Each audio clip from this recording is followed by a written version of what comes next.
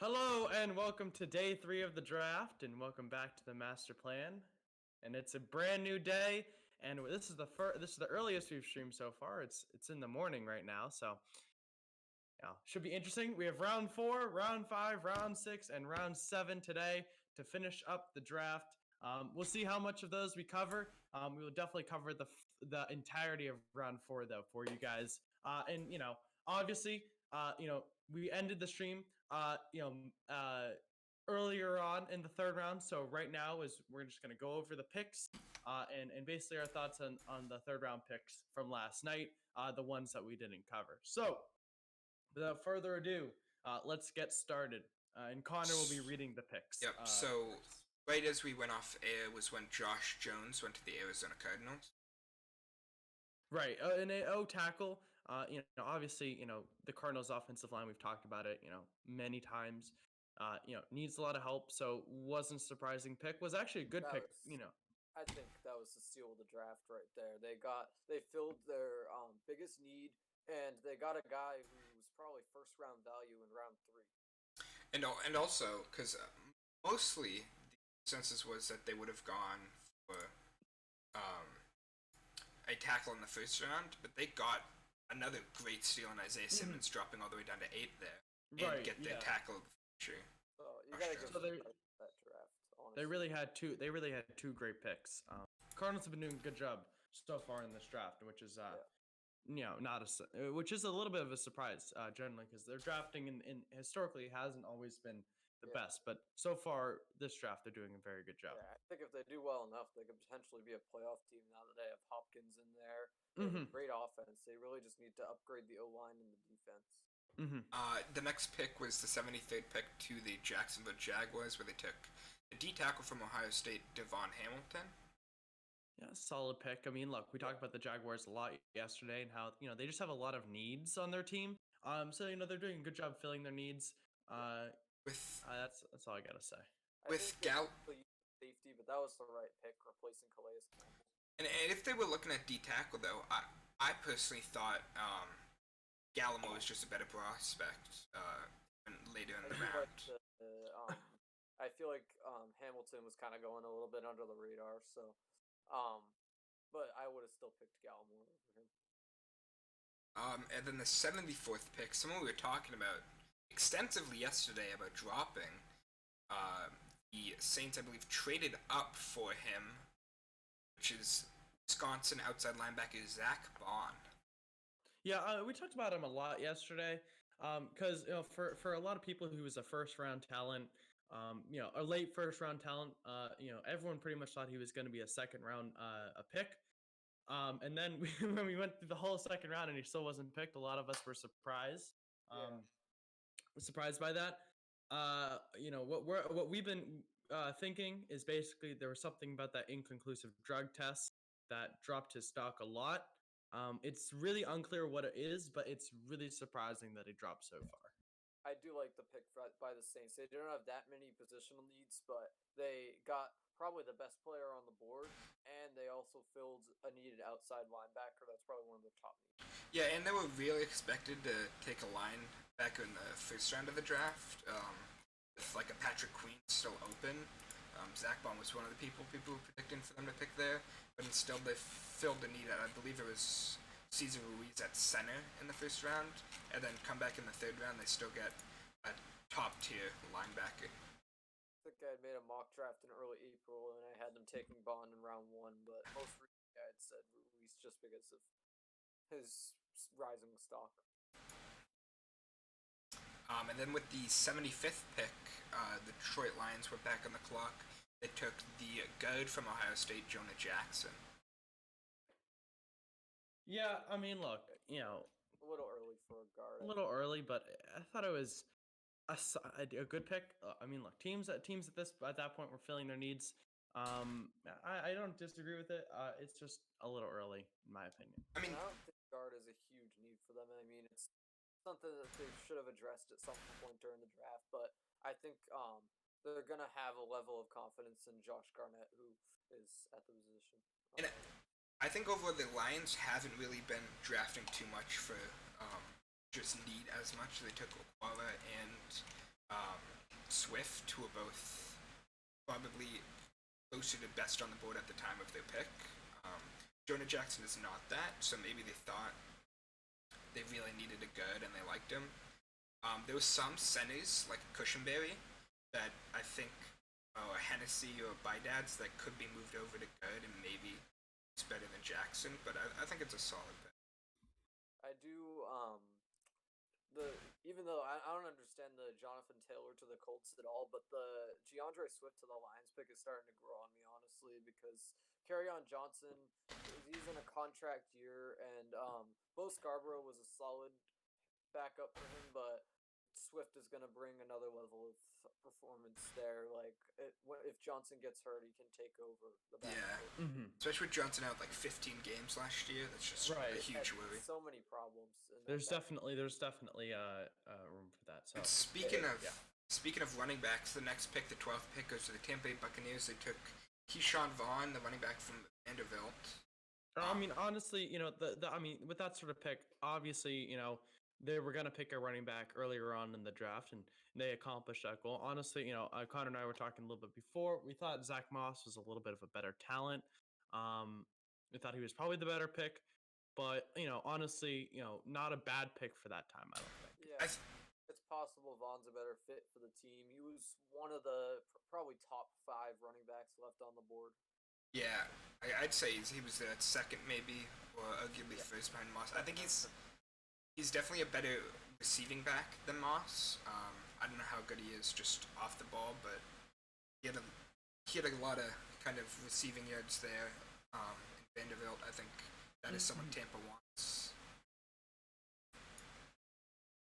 With the 13th pick, 77th overall, the Broncos finally filled their need at cornerback with Oji Mudia from the cornerback from Iowa.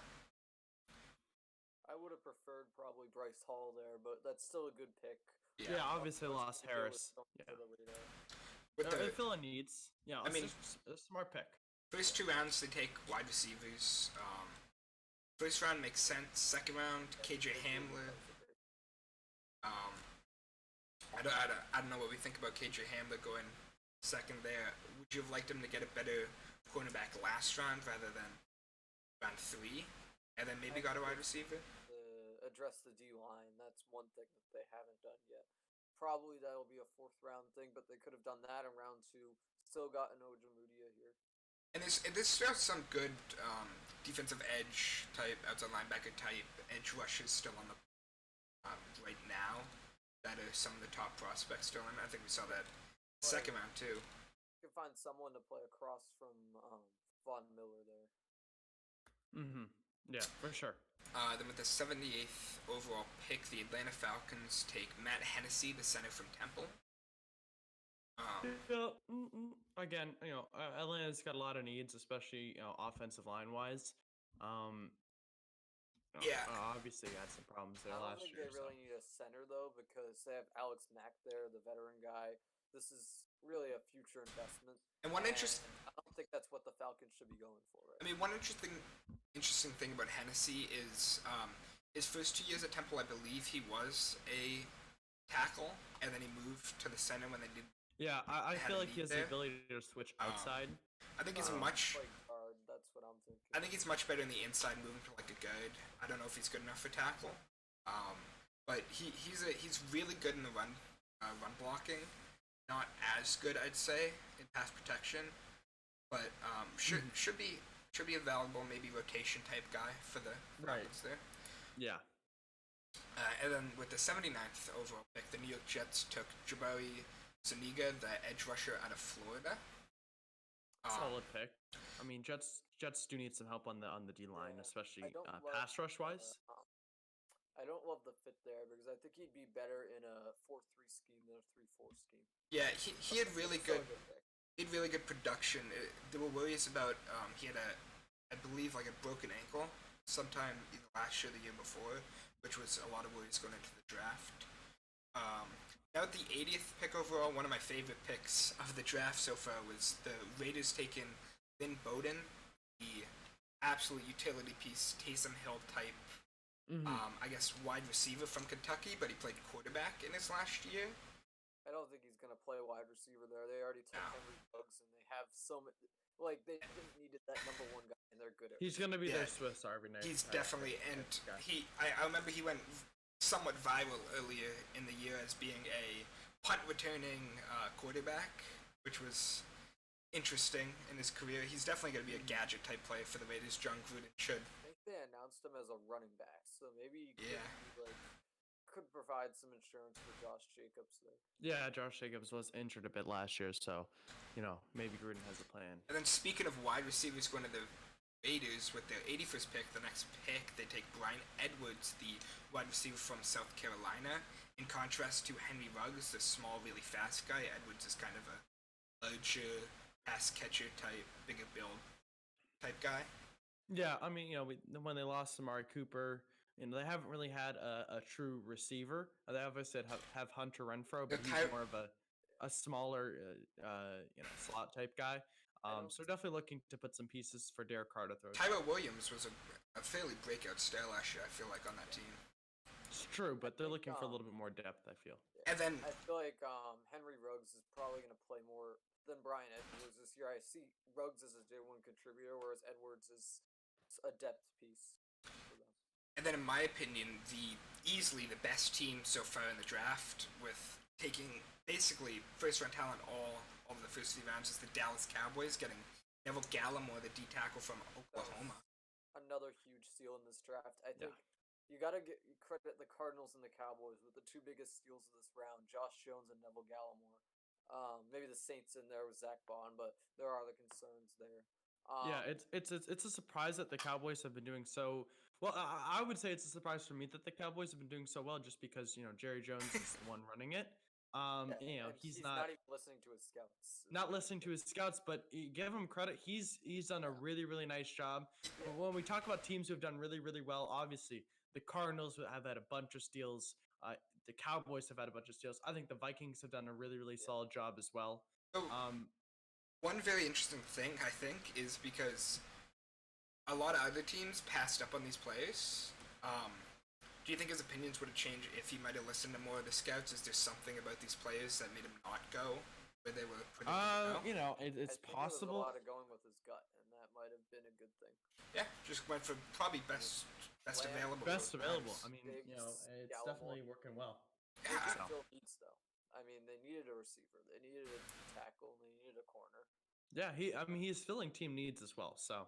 And then the Broncos go back on the clock. This time they try and help their O-line, taking the center from LSU, Lloyd Cushenberry. Yeah, Cushenberry was a decent pick. I mean, not anything incredible, but I thought it was a good pick. Yeah, might want to. Well, they could move. They signed Graham Glasgow in the offseason. Might be able to move him to guard. Put Cushenberry at center. They could use another guard. Yeah, definitely a scrappy type player. I think he needs to get better just off the ball, just quick off the ball against defenders. But he should be a good piece of solid center over. They're looking to protect Drew Lock a little bit more. They don't want to get their rookie quarterback injured. And then with the Rams, the LA Rams at the 84th overall pick, they take Terrell Lewis, the edge rusher from Alabama. I like the pick. I think it's a good fit for them and fills one of their needs for sure. Yeah, I concur. Injury history, but overall very productive. And then with the Indianapolis Colts on the 85th overall pick, they take Julian Blackmon, safety from Utah. Good pick. They needed some help secondary wise for the Colts, so that's a solid pick. I would have preferred a corner there, and Blackmon was. I mean, different teams probably had different takes on him, but I think they could have gotten Blackmon in the later rounds, taking a cornerback as opposed to a safety. Yeah, he definitely fell due to injuries. I forget. He was out for at least 1 year, I think, after injuries. But he was originally quarterback, moved to safety. Should be interesting. And now the Buffalo Bills at 86 take Zach Moss, final running back of the not the final running back, a running back in the round at pick 86. Lots of day 2 running backs. Yeah, they did need someone to pair with Devin Singletary there. I think Singletary's the lead guy, but Moss is going to be probably in the Frank Gore role this year, a younger alternative. Yeah, Like the pick. I mean, I think it's a good pick. I think it's a running back pick. I think Zach Moss, I thought he was a second round talent, so getting him in the third round is definitely a bonus. And then at the 87th pick, the Patriots with their first of 3 picks in this round. This one not traded up. They take Anthony Jennings, the edge from Alabama. He, a couple years ago, after I believe the Sugar Bowl in 2018, he had a serious knee injury that could have got his leg amputated. But rather they got to it fast enough. Came out well. He came back to Alabama and had a fairly productive season last year. Well, one thing. I mean, look, I think the Patriots need a DN. I've been talking about it a lot recently. Yeah, they needed help on the line. I think Anthony Jennings, I think if he can bounce back from the injury a little bit more, he'll be a great value pick from that point. Yeah, I'm thinking maybe with the Patriots taking Jennings, who's probably better in a 4-3 scheme, maybe you put Jennings and Winovich at edge defensive ends, and then Josh Uche could play 4-3 outside linebacker. Wouldn't have as much of a they wouldn't need him as much in the pass rush if they have Jennings and Winovich on the ends. Yeah, it's Jennings, and then they got Uche in the last round. Solid edge rushers. Jennings might have been a bit of a reach here to most people, but I think he has good upside. Yeah, I think it was a decent value here. There were some guys I would have taken over Jennings, but I think he was borderline a third round talent. Yeah. With the 88th overall pick, the Cleveland Browns take Jordan Elliott, a defensive tackle from Missouri. Definitely to help stop the run. I believe this came in when the Saints traded up. They got this pick back. Yeah. And the Browns suddenly find themselves with a lot of depth at that position. They have Sheldon Richardson, Ogunjobi, they signed Andrew Billings in free agency, and now they have Elliott. Yeah, so definitely looking to add a little bit of depth. Maybe move one of those guys outside. Who knows what they're going to do. But that's a frequent position with, it's a tiring position, but also, it's a injury prone position. So they're definitely looking to add a little bit of depth there as well. And then 89, the Minnesota Vikings select their second cornerback of the draft. This one, Cameron Dantzler from Mississippi State. He had a not so good combine, which dropped him down. Fairly slow for cornerback, but he was definitely fairly good on the field in terms of his film.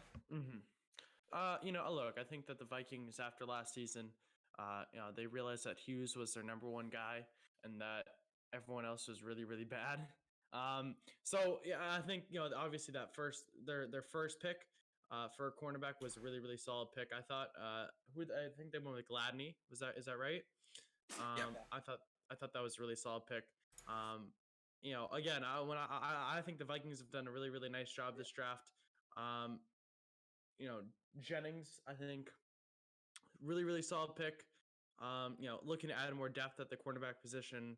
And I think it's a good pick. I think, having a solid third cornerback is definitely a positive. And I think Gladney is definitely more of a play in now type of guy when Dancer could definitely be worked on.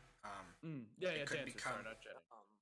I think the Vikings, one thing that they should look to address in day 3 is the D-line. They lost Everson Griffin there, and they've had a needed defensive tackle for a couple of years now.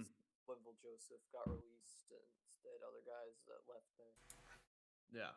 And then with the 90th overall pick, the Houston Texans go Jonathan Greenard, the edge rusher from Florida. I think that's a good pick. What can I say about the Texans? A good pick, I guess. Maybe fills a need. I mean, like they have J.J. Watt, so maybe looking for someone to play opposite. Yeah, it's kind of a Jadeveon Clowney replacement in a way. Yeah. I think honestly, I think the Texans have done a good job drafting so far. They're really fixing up this front seven. They took Ross Blacklock in round 2 and now Greenard here. I think that's some good value and really improves the front seven. Yeah, an all-SEC player from Green. I think he transferred from Louisville and this was his only year, I believe, after he had some issues with the coach and Louisville fired. He had great production at Florida. I think he's a good prospect. Mm-hmm. And then the most traded pick so far in this draft with the 91st overall pick, the New England Patriots trade up the I believe it was the Raiders here to get Devin Asiasi, the tight end from UCLA, arguably the best receiving tight end in this draft. Maybe not as good on the blocking edge of the. Yeah. Some people Yeah. weren't huge on this guy, but other people thought he was kind of going under the radar and could be a very good receiving option. And I like the pick. They needed a good pass catching tight end to lead the group. I think he's gonna be a year one starter for the Patriots just because of how little depth they have at tight end. Yeah. I definitely think he could fit into that tight end one. With the loss of Ben Watson over the current tight end prospects. Right. I think that I've been talking about a lot. Patriots need a tight end. They need help offensively. I think Asiasi, he fills the need. Yeah, it's a great pick. I like the pick. Yeah. With the 92nd overall pick, the Baltimore Ravens selected Devin Duvernay, the wide receiver from Texas, a very small, speedy slot receiver type guy. Duvernay, I thought it was a good pick. Solid. I think it was a bit of a reach. There were some guys I would have taken earlier, but people had different takes on Duvernay where it was good value. Yeah, I think they didn't really have that good of a slot guy right now. Willie Steed wasn't that good in the slot, and obviously Hollywood Brown, you want him a downfield type prospect. I just don't know how good a slot type scheme fits into the Ravens' current playbook. Right, but they needed someone else to play opposite. They need a good third wide receiver. Last year they relied heavily on the tight ends and look for Lamar to be making more throws to wide receivers this year. I would say it wouldn't hurt to add one more wide receiver later in the draft just for some depth. I think it was either go with a wide receiver in round 1 or take 2 in the later rounds. And then with the 93rd overall pick, the Tennessee Titans have another back behind Derrick Henry with Darrington Evans, the running back from Appalachian State. Did they take a running back already in the draft? No, this was their first running back. I think that was a good pick.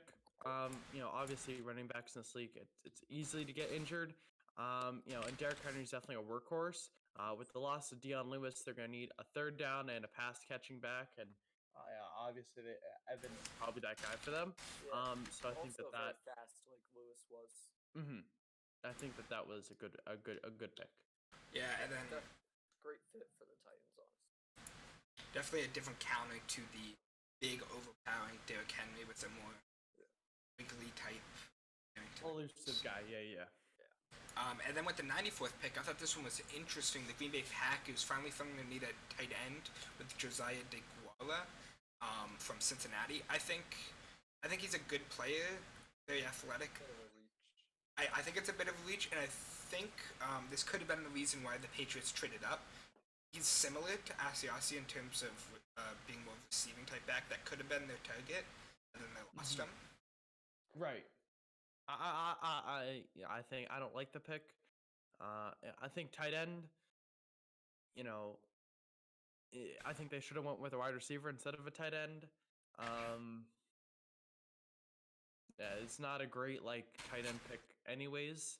I think he's definitely one of the top receiving tight ends. So he really has a good ability to get open with pretty good route running. I think he can be molded into a great tight end. It's possible, and they need to fill that need from Jimmy Graham. So yeah. And then with the 95th overall pick, the Broncos go back in the clock. They fill a need in the front seven with McElvin Jim, defensive tackle from Arkansas. I do think that was a bit of a reach there, but does fill a need. Yeah, with defensive tackles somewhat coming off pretty recently behind them, maybe they were scared that he wouldn't be there for their 4th round pick with people like Gallimore, Jordan Elliott off the board. Right. Definitely feels a need. The Broncos could have taken him. Definitely feels a need at D-tackle, I think. Though a bit inexperienced. Yeah. Mm-hmm. Kansas City Chiefs pick Lucas Niang, the tackle out of Texas Christian, with 96 overall pick. Yeah. I think they could probably move him inside because they have Eric Fisher and Mitchell Schwartz on the in the tackle positions. They definitely need some help in the interior offensive line. Yeah, I think he doesn't have any overwhelming like elite type either in the run block or the pass block, but I think overall he's good at both. He can definitely be. He cleans up his technique. He has starting potentially. Mm-hmm. Mm-hmm. For sure. Yeah. With the 97th overall pick, the Cleveland Browns go Jacob Phillips, the linebacker from LSU. I think a linebacker is a good position need for them. Browns are, obviously in this draft, it's been seen that they've been trying to improve that front seven. I like the pick. I think it's a good pick. Yeah, they did need a linebacker, so He's definitely a very athletic guy. Don't know if his skills are quite there yet. I would have taken, with the 90th pick, the Baltimore Ravens take Malik Harrison. I probably would have taken him with Jacob Phillips. He was a QB, I believe, in high school, and then he didn't want to hear out college offers at other positions until actually Ohio State, a scout, went to his high school to talk to him, the coach, to get him there as a linebacker, in which he transitioned and became a pretty solid linebacker for them. Mm-hmm. I think it's interesting the Ravens take another kind of guy you could do something tricky with in terms of former quarterback. Yeah. Looking for Queen some is type of definitely more of a Swiss day Army knife one for the team. I like it. I think Queen is definitely more of a day one contributor there Yeah. for them, whereas Harrison could have some future value. The Ravens have lost some key pieces on defense, and they're looking to Added improve some that too. defense as well. Yeah, so they're looking to beef that back up. And John Harbaugh's obviously a defensive coach, I think just as much as he's an offensive coach, if not more. So I no surprise to me that they're going defense here. With the 99th pick in the NFL draft, the New York Giants selected Matt Pitt, the tackle from Connecticut. He was, Investment. yeah. I think it'll be a study like down the pick. road. I mean, look, they're going offensive line, trying to improve it. They already got Mims. I don't have a problem with the pick. I think it's the smart decision to take a tackle. And we'll see if he's the guy. And then with the 100th overall pick, the Las Vegas select Tanner Muse, the safety from Clemson. A very athletic linebacker safety type guy. I think he'll be mostly a special teamers, but in enough time he could be moved into that starting defense.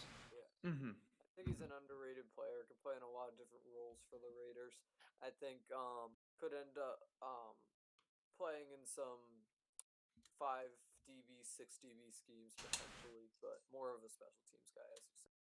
With the 101st pick, this is one of the most interesting of the draft, I think. The New England Patriots trade up with the New York Jets and take Dalton Keene, the tight end from Virginia Tech, a very kind of athletic type receiving back tight end that a lot of people think can be moved to fullback. It reminds me a lot of George Kittle with somewhat size issues, and people think he'd be effective in fullback position because he's a bit poor blocking, but not like George Kittle. One thing I'm concerned about with this Keene pick is value. Like, they traded 2 4th-rounders. They don't have any more 4th-rounders now. I mean, they could use some of their 6th-rounders to get another 4th, but they traded 2 of their 4th-rounders to get a guy who they probably could have gotten in the 4th or 5th. Yeah. With the picks they had. And with Adam Troutman still on the board, I would have preferred to have an Aussie Troutman duo. That would have really helped them. Yeah, I think it could be interesting if they, with the loss of Orlando Roberts, if they move Dalton Keene into a kind of fullback role. But I don't know what they're going to do with him. He could definitely be a more of a tricky type guy in the offense. With the 102nd pick, the Pittsburgh Steelers take Alex Highsmith, the edge rusher from Charlotte. I thought he has a lot of good power rush type moves, but I think he's more of a down the road type player. Right. I mean, I think the Pittsburgh defense was really good last year, so they're looking to invest in the future a little bit, maybe more, and maybe add a little bit more depth to that position. Yeah, I would have rather had a number 2 corner there, someone to play across from Joe Hayden. Yeah, he definitely has some intriguing skills for him. Should be interesting how they use him in the future. With the 103rd pick, the Eagles select Davion Taylor, the linebacker from Colorado. Yeah. That was a reach. Well, what to say? Yeah, the Eagles draft so far has been interesting. I mean, look, I don't know if a linebacker is exactly what they needed. They addressed the cornerback position over the offseason. I would have liked to see some sort of offensive pick here.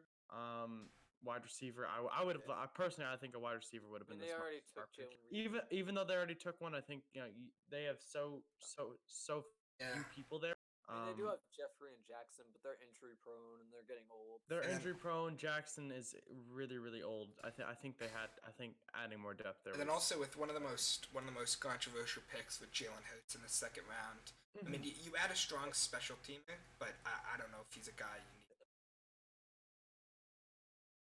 If you told me that before this draft, Jerry Jones was going to be doing better than Howie Roseman, I would have said you're crazy. But so far, that's the case. And it doesn't look like it's going to change today.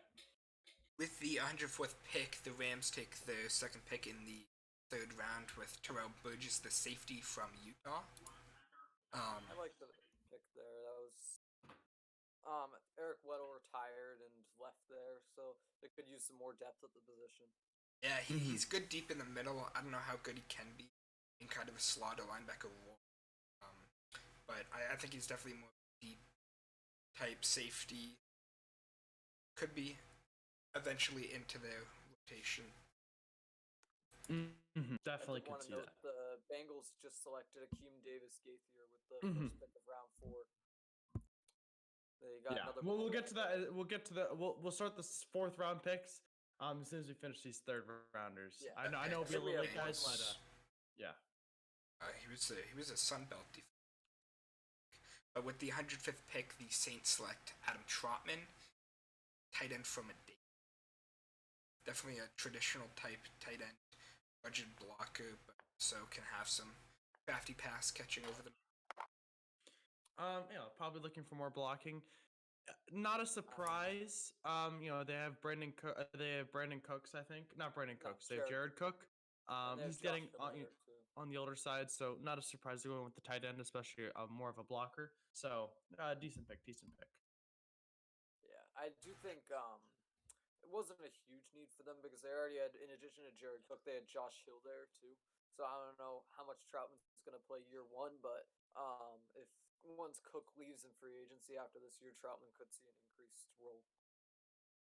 Yeah, I think it was interesting. He was definitely maybe the best available on the board, especially on the offensive side of the ball.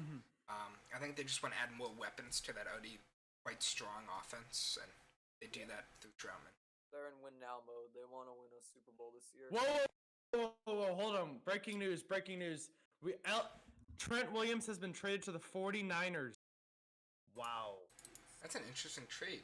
Trent Williams has been traded to the 49ers. I thought it was the Vikings. I did not see Trent Williams going to the 49ers. I thought the 49ers had an excellent What's the return there, though? A 5th and a 3rd next year. So that's kind of a steal for Trent Williams, I feel like. Definitely. Yeah. And I mean, it's probably it gives them more depth at the position, but I think they've had some problems with Mike McGlinchey and Joe Staley getting hurt. Trent Williams is a bit injury prone too, so now instead of 2 starting tackles, they have 3 guys who could rotate in. Maybe giving them some rest would help them avoid. Yeah, it's a surprise though, just with how good they were last year. Obviously Trent Williams wanted out of there. I think it's Another interesting. solid fit. Is you see a lot of interesting pieces close to Trent Williams on the coaching staff for the 49ers. Mhm. I expected the Vikings, but 49ers I think could be a good fit. Just add more to that already fairly strong offensive line. Um, Back with the 106th pick, the last pick in the third round was Tyree Phillips, a guard from Mississippi State for the Baltimore Ravens. Um, That's an interesting pick. It's gonna help replace Marshall Yanda, but I don't know how Phillips slots into that guard position. I think he was listed as a tackle. yeah, I don't know what the fit is. he there. played both. I think in college. I think he'll be a rotational player, but I don't think he's going to be starting for at least a couple years. Mhm. Um, Yeah. But for a third round talent, late third round talent, I think it's a pretty decent pick. And moving into the fourth round, I saw the Cincinnati Bengals did take Akeem Davis Gaither from Appalachian State as linebacker, outside linebacker. Fills a need for sure. Yeah, he had good productivity. I don't know if he's the best guy on the board for them. It feels you need a linebacker, but I think there are definitely better linebackers you could get. Some of these Appalachian State guys have been flying under the radar, and Appalachian State is a very good football team, even though they play in a small conference. That's true. No surprise the Redskins take an offensive tackle after trading Trent Williams. Shadiq Charles from LSU. I think he had a bit of character type concerns. People about his attitude and everything. Mm-hmm. I don't know if that's the best replacement for Williams. Yeah. Williams is complaining too. I think he has day two talent though. Either like a third round talent. But I think you got to be worried about his attitude and how that fits into their offense. Especially with the Redskins not being the most lenient organization on things like that. So definitely something to worry about. Yeah, not a bad pick though. Obviously, they needed someone after the trade, so not a surprise there. Yeah, and the Raiders pick is already in. We'll see who that is in a minute. If you notice, Goodell's not doing the announcing for the picks today as well. Yeah, Goodell's taking a little break. He was. Goodell's worked too hard over the past couple days. He's almost run out of like his M&Ms or whatever. Yeah, can't have that. I think the Raiders could go Jake Fromm or Jacob Eason, whichever one they like more. I think they potentially could go quarterback. Right move here. They could get. They need to address the defense. Yeah, they could get someone in the secondary, maybe like a Meek Robertson potentially, or Bryce Hall. Well, they already took a corner. They took Damon Arnett. I think the biggest need for them right now is a linebacker. Troy Dye from Oregon could be an option. Yeah, I think I personally I like Fromm better for the Raiders than I do like Eason. Fromm's more of a system guy, while Fromm's more of a game manager. But I just like Fromm better as a quarterback than Eason. I think I compared him to Chase Daniel last night. Yeah. It's not a great ceiling. Not a great ceiling. I like Jake Fromm. I like him. I think he's gonna be a good quarterback in the NFL. I don't think he's gonna stay his career. I think he could end up being a starter, but he's just not the kind of guy who'll be like a flashy starter. He's gonna be just probably his ceiling is like an average QB starter. Andy Dalton could be a ceiling. Yeah. Does start for a while, but never Raiders too took good. a guard. They took Simpson. Simpson. That's a surprise. I thought they were gonna take a linebacker like Andrew said. I'm surprised a little bit of depth on the interior there. Though I'm surprised they go Simpson over Bydad's or like a Ben Budge. In my opinion, would just be better prospects for them. Yeah, I think people are worried about Bydad's injuries because he's been really falling in this draft. I think he's the best on the board right now, but he still hasn't been taken. Yeah, I think it's never a bad idea to add more depth to the O-line for teams. I think it's a solid pick. Yeah, decent pick for the Raiders. He's a 4-year graduate, I think. Yeah, he graduated last year. So that's interesting. One thing to note for the Raiders, as the second Clemson guy they've taken, they took Tanner Muse last night, also out of Clemson. Yeah, the SEC sure is dominating this draft so far. Yeah, teams like LSU, Alabama, Georgia, a ton of picks there. Yeah, but that's fairly normal with the SEC having so many good college teams each year.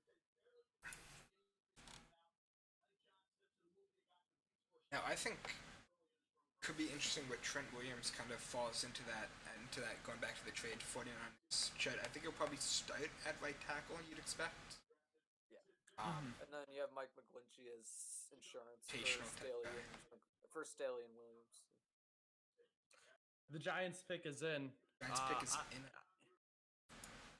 I don't know who they'll go with. I think it could be You have a corner lot of need. or linebacker. Somewhere on the defense, I think. Yeah, trying to look at some of the previous picks they've had. Yesterday they went with Xavier McKinney to Philadelphia safety, and they took Andrew Thomas in the first round. Yeah, So I don't like that pick. I thought it was I thought too it was high. an interesting pick. I wouldn't say it's bad, but so Yeah. Yeah, but with the fourth pick, I feel like you have to do a little bit more than that. I do. They also took Matt They should have picked someone. They could have picked Becton. They could have picked Wirfs. I don't think you're picking Becton. I would have done Jedrick Wills with that. Thomas didn't let his QB get sacked once last year. Like Thomas has a lot of good traits. I just don't know if he. Like Daniel Jones, you need that kind of protection. I just don't. Yeah, you need someone that can go in and start and do well at his job. Yeah, Thomas could be that guy. I think he's the most NFL ready of these. Definitely. Becton has the highest upside, and then Wills and Wirfs are somewhere in between. I think Wills has the could be really great as a. I think guy. Wills is gonna be good, but I'm just laughing Great about this pick for the Thomas Browns. pick. I just think it's terrible. I really do. I mean, he's in many. I don't think a lot of people had him as their fourth tackle. I don't think he's there. I think he's definitely top two. I actually think the Giants should address the D line here. They focused on the O line early on. Now they need some help on the other side of the ball. Yeah, and there's good D linemen still out there. You can get like and Curtis Weaver at Boise State, or like James Lynch at Baylor. Both strong. There's also Lee Kaifo-Tuta, defensive tackle. With Strobridge, the tackle from Carolina. Yeah, and then there's also some good edge rushers that can play edge defensive end. Bradley, The Giants could use one of them. the Anai from Utah. It's definitely I like him as a prospect. I think he could. And Kenny Willits from Michigan State. Yeah. The thing that I hope about the draft today is that they don't take so much time between picks. I mean, they gotta move, keep it moving. Right. Yesterday was fairly fast, I think. I feel like they They've been gotta keep slower it than moving. yesterday so far. Yeah. Honestly, surprises me. Beginning yesterday, the picks were just going. They were going Goodell. Mm-hmm. Yeah. Today's been a bit slow. Probably made Goodell so tired.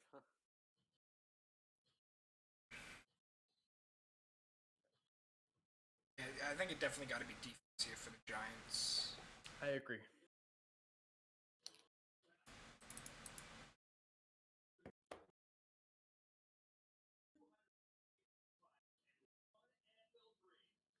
So in the meantime, let's talk about the Hurts pick.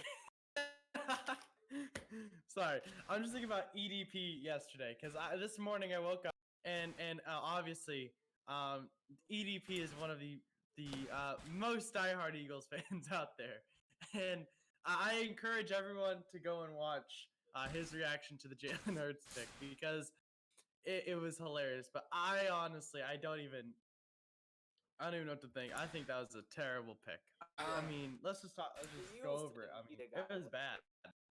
They definitely should have taken a quarterback or signed a quarterback at some point just because of issues Not in with. the second round. I'm sorry. Yeah, I The disagree on the Big second round. I would have taken maybe a James Morgan or a Nate. Yeah, Stanley. you could have got it. You could have got a Morgan way later in the draft. Yeah. Especially with Wentz just signing a 4-year. Maybe Yeah, round yeah. 5. Did they wait? What happened to the Giants pick? I think it's in. They just haven't announced it. Well, because the Dolphins picked Solomon Kinley. I don't. Yeah, I gotta reload my. Did they skip over the Giants They pick? could have I ran didn't out of see- time. They could have Maybe it's potentially trade. ran out of time. No, they didn't had trade. the pick in though. Oh, had the then pick it just hasn't been announced yet.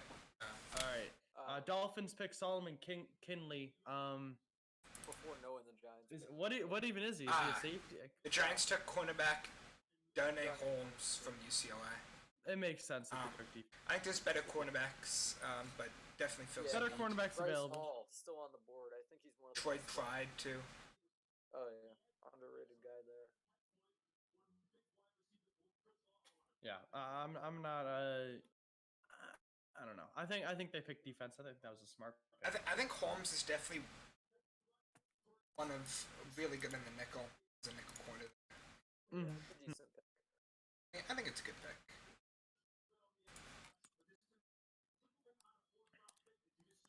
Yeah. And then The Kindly pick is official for the Dolphins. who's the Chargers pick? The Chargers picked running back Joshua Kelly, also from UCLA. Let's first talk about Solomon Kinley, the guard. Yeah. Pitcher. I don't know I if picked- they need another guard after taking Robert Hunt. Yeah, but just adding more to that somewhat young offensive Yeah. line.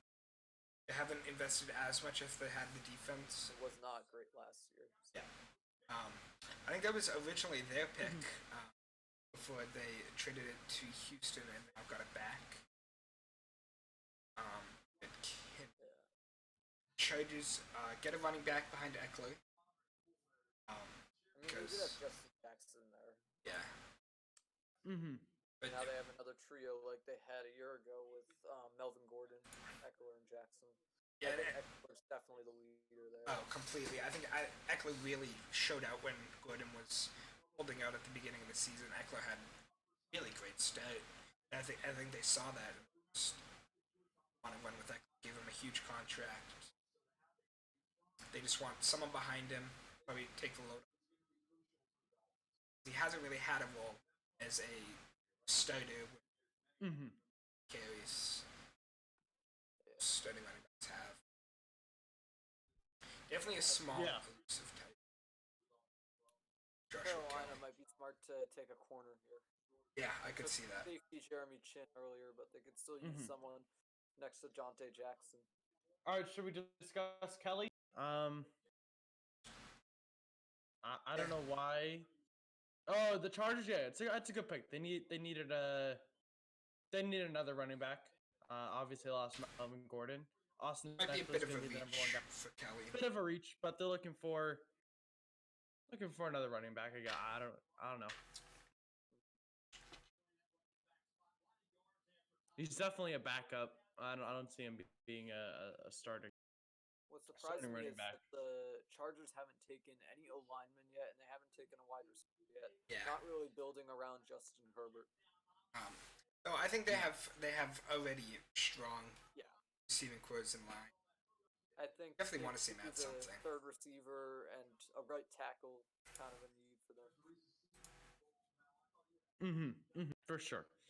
The Definitely could- Panthers pick is in. I think one interesting thing that the Chargers could do is get Jawan Johnson much later in the draft, the wide receiver from Michigan, just because it kind of gives Herbert someone he's familiar with at Oregon.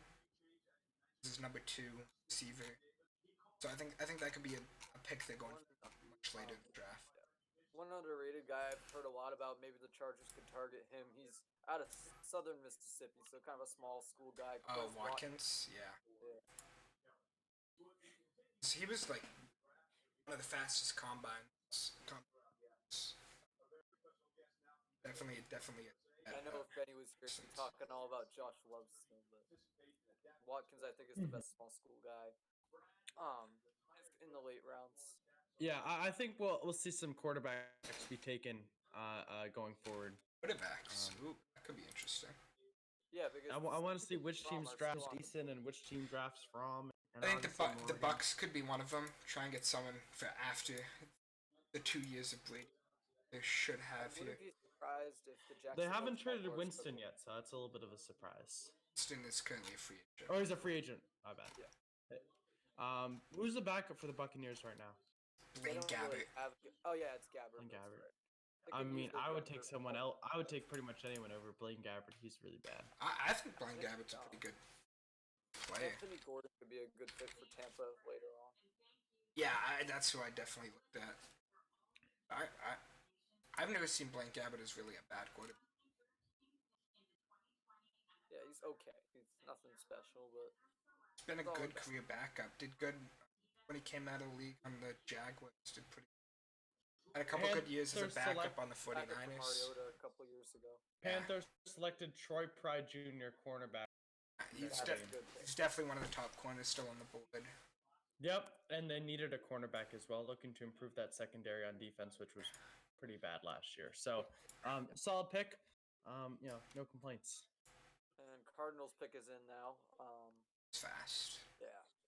Well, remember they went for didn't another have as much time because the pick was in for so long for the Panthers before it was announced. yeah. Could be a running back. Maybe. I know they did just tag Kendrick Drake, but trading like Johnson. I would expect another running back. I wouldn't. Oh be no, wait, they surprised had who was that other rookie from last Chase year that they had? Edmonds. Chase Edmonds. Chase Edmonds. I think they're set at running back. It could be. Yeah. I would either, if I was the Cardinals right now, I'd either take a right tackle, someone in the D line, or maybe a tight end because Max Williams, the number one guy, I don't think is very reliable. Mm-hmm.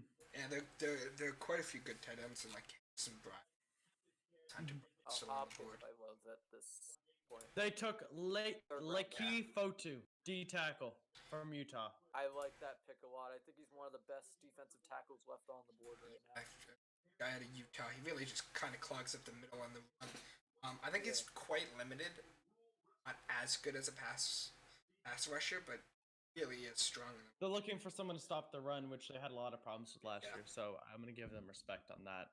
And he was probably one of the better players left in the draft as well. So They need someone right up the middle there against the run.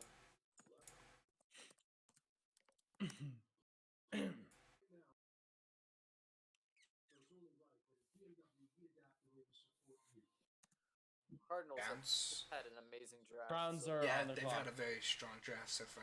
Cardinals have had a very strong draft. Browns have had a I'd give mediocre draft. every one of their picks probably an A grade.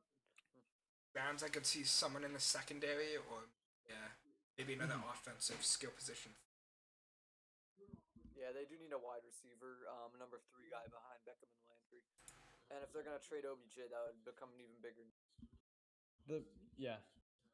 So who are the Browns But- gonna go with here? I don't know if there's necessarily a wide receiver here that does it that will go high enough at the spot.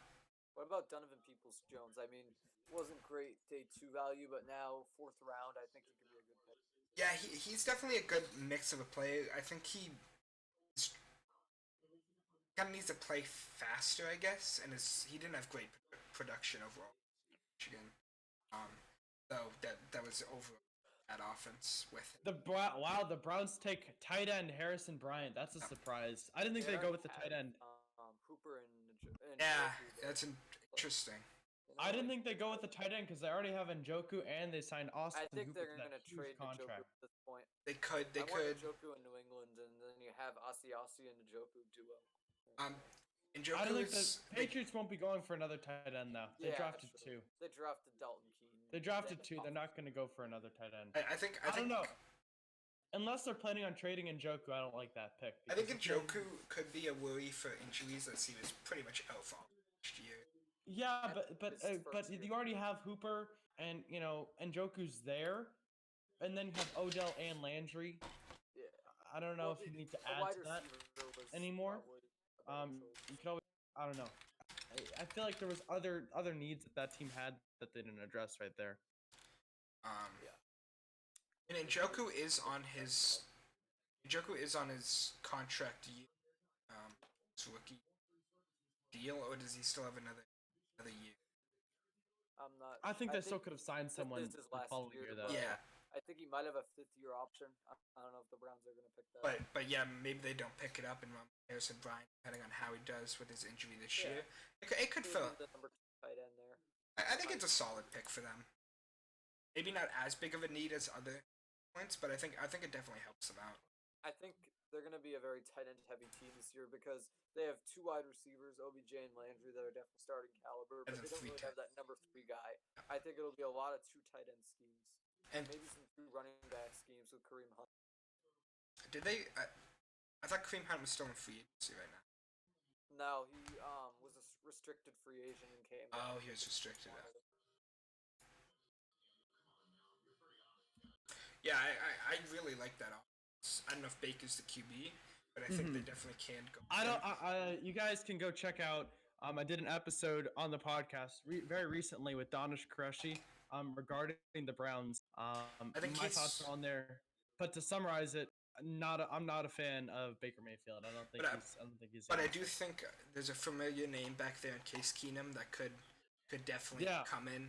I think he's still a solid quarterback. No real downside in putting him in a good any Yeah. season if Like, you lose him. Because if you have that Browns team, you have to win. You really do. You. I mean, they have no more excuses. I left. get they have. odd one out in that division right now because Pittsburgh, they still have Ben Roethlisberger for one more year. The Bengals have Burrow, and the Ravens have Lamar Jackson. Yeah, and very defensive heavy division there. So The Jaguars select Ben Bart right, from yeah, tackle. Obviously, I think that was a good pick. he's definitely the best available tackle. I think. And they needed an offensive tackle, so I think I'm not- he played more of a guard role at St. John's, but I think you can move him to tackle if you. Yeah, I think that's more of a depth selection than Yeah. a guy who's going to start right away. At this point, the Jaguars I think got to be building for the future. They've lost so much on defense that I don't see them winning. I have heard so many things that they might want to tank for Trevor, but Yeah, that could be interesting. That could be why they don't want anyone but Minshew. I mean, Minshew's a solid QB. I don't know if he's not a franchise guy in my opinion. maybe I don't know what if he's you the do- future. Well, here's the thing: you try Minshew for one more year, and if the Jaguars are the worst team in the league, it means Minshew. You get Trevor Lawrence. Yeah, So you get Trevor. Yeah. and if he has It all works. another good year, then you got your guy. So it's very smart the strategy the Jaguars are going. I like with. it, I yeah. think they need some insurance from Minshew, maybe a late round QB in this draft. Someone like Nate Stick, maybe. Yeah, could be. I mean, with quarterbacks really kind of dropping, I guess. I expected a Frama Eason to go in day 2 along with Hurts. Yeah, Eason has a huge arm. I'm surprised he's still falling. Yeah, I remember earlier this year, people expect him to be a first-round talent at some point early in mock drafts. I don't think he should be that, but definitely has a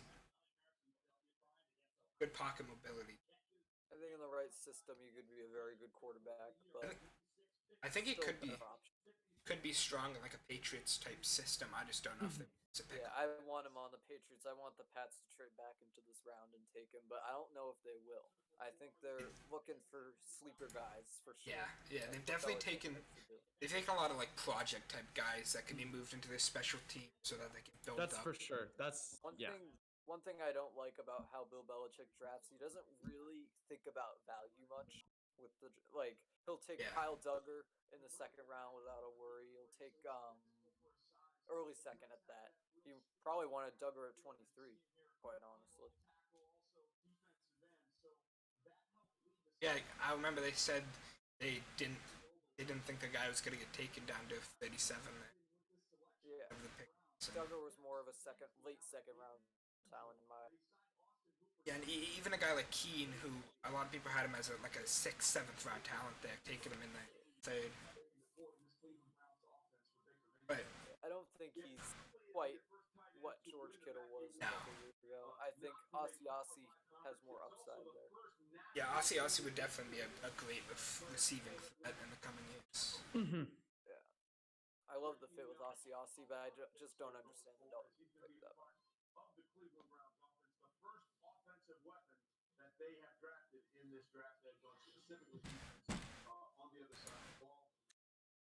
Everyone, this is a little challenge for all you listeners out there. Type in chat who you think Jake Fromm or Eason will go to, and if they will go in this round. And I'll read them out. Obviously, if we get some submissions in, Could be the you know, Colts coming up. Could be a, Vikings it's on true. the clock right now. I think D line once again a priority. could be Strobridge from UNC there. And they took DJ Wanham, the edge rusher out of South Carolina.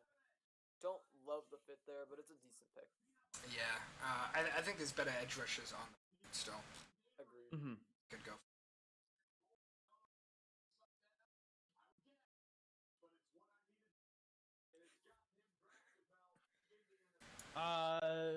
The Broncos pick is in. The Vikings pick is in. I think they're just a little behind. So Vikings I think, pick DJ Wanham, Yeah. the Jet of South okay. Carolina. Yeah, NFL.com already has it up. DJ Wanham. We just talked about them addressing that D line issue, did we not? So Yep. that's a good pick. I see don't he's really- more of a 3-4 guy though. Yeah, I don't really know much about Wanham. I definitely think there's definitely better edge rushers you can go for. Mm-hmm. I think people had varying opinions about Wanham. Some people had him as a very late round guy. Some people had him in the 4th or 5th.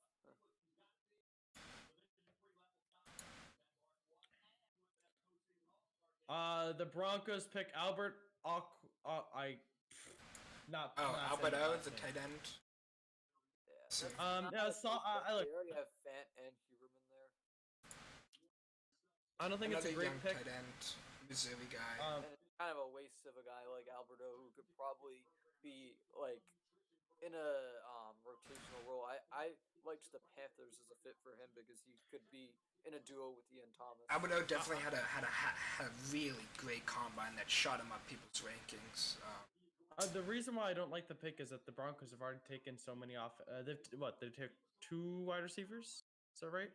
Yeah, they're really loading up on that offense for Drew. They've Lock taken 2 because wide receivers. They he's- already had Cortland He's Sutton and probably Noah the Fant. happiest quarterback in this draft. Yeah, I think Drew Lock definitely is a franchise guy from what we did see. Well, out of him. from what we're seeing here, they're obviously trying to build around him. So the Broncos are kind of trying to go big here. I think Broncos are definitely a scary team coming in next year. Look, I think the Broncos are one of the sleeper teams. I don't think they're sleeping anymore. I think a lot of people are recognizing that. I think they're going to make the playoffs this year, especially now that there's 7 Yeah. teams in there. Right. I could see You them know, as a the wild only- card team as well as the Mhm. Chargers. The only way I think they don't make the playoffs is if Drew Lock isn't as good as we think he is. But I think he's really good. His film was really. I liked Yeah. everything I saw pretty much, other than that still one snow think, game. They need to upgrade the defense if they want to go deep into the playoffs. Yeah, they already have a pretty strong defense, but I do think they need to fill some gaps there. Their defense is a bit older. They have some Yeah, they older have a guys lot on the defense. To fill in that defense, it's kind of lopsided.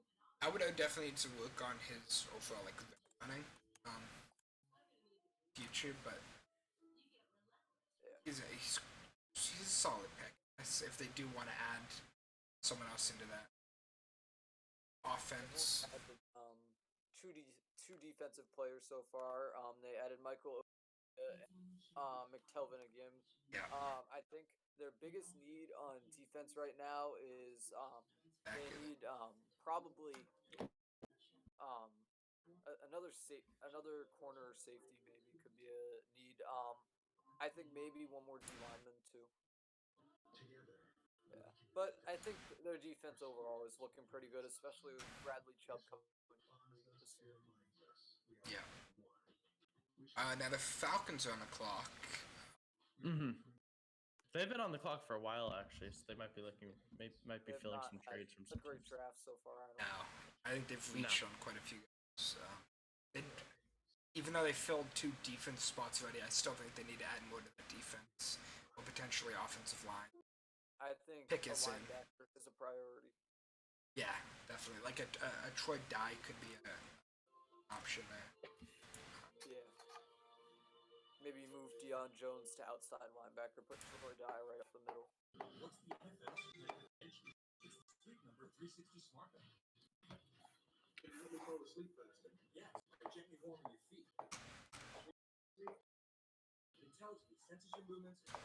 Like I'm picking up a bit of background sound. Oh, you are? Is that? It might be from the TV. How about now? Are we good? Yep. Okay. Um, Looks like the pick yeah, is in for the Falcons. Macau Walker, Looks like the pick yeah, is in for the Falcons. Macau Walker, inside linebacker Ooh. for the Falcons. That's an interesting pick, but I would have preferred a Troy Dye or And even if they're going for more of an inside guy, I still think that's like Bailey out of Purdue could be an interesting time. It's an interesting time to go for Yeah, that it was- position. Who's been Mac out of Virginia. kind of weak for the Falcons. It's an interesting time. I thought they would go for it earlier. yeah, I like the they filled the need there, but I don't love the value with that pick. That's been a problem with Atlanta this entire draft. We have the New York Football Jets on the clock. Mm-hmm. They've had an interesting draft. But I think they've had some. I think they've had some good picks. Yeah, they got Becton. I think Becton was a good pick at 10. They got Mims, which was definitely kind of Mims was a steal. One of the Yeah, I biggest haven't loved steals probably so And far in the Ashton draft. Davis, I didn't understand. they needed a safety. I don't know if Ashton Davis is kind of the guy. They already do have Jamal Adams though, so looking for someone else. They don't know about Jamal Adams' like long-term future there. He's a track athlete, fast guy. I think he can become some good. Zuniga out of Florida. Was one of the top. Very good productivity. Yeah, I don't know. Interesting pick. I don't know how good he can be. But Jets definitely needed help on their pass rush defense. I think one thing the Jets could still use is another cornerback. I think they should have taken a corner instead of a safety, probably. Yeah, I mean with sort of corners on the they could take. Yeah, Bryce Hall is. Bryce Hall is definitely a Mm-hmm.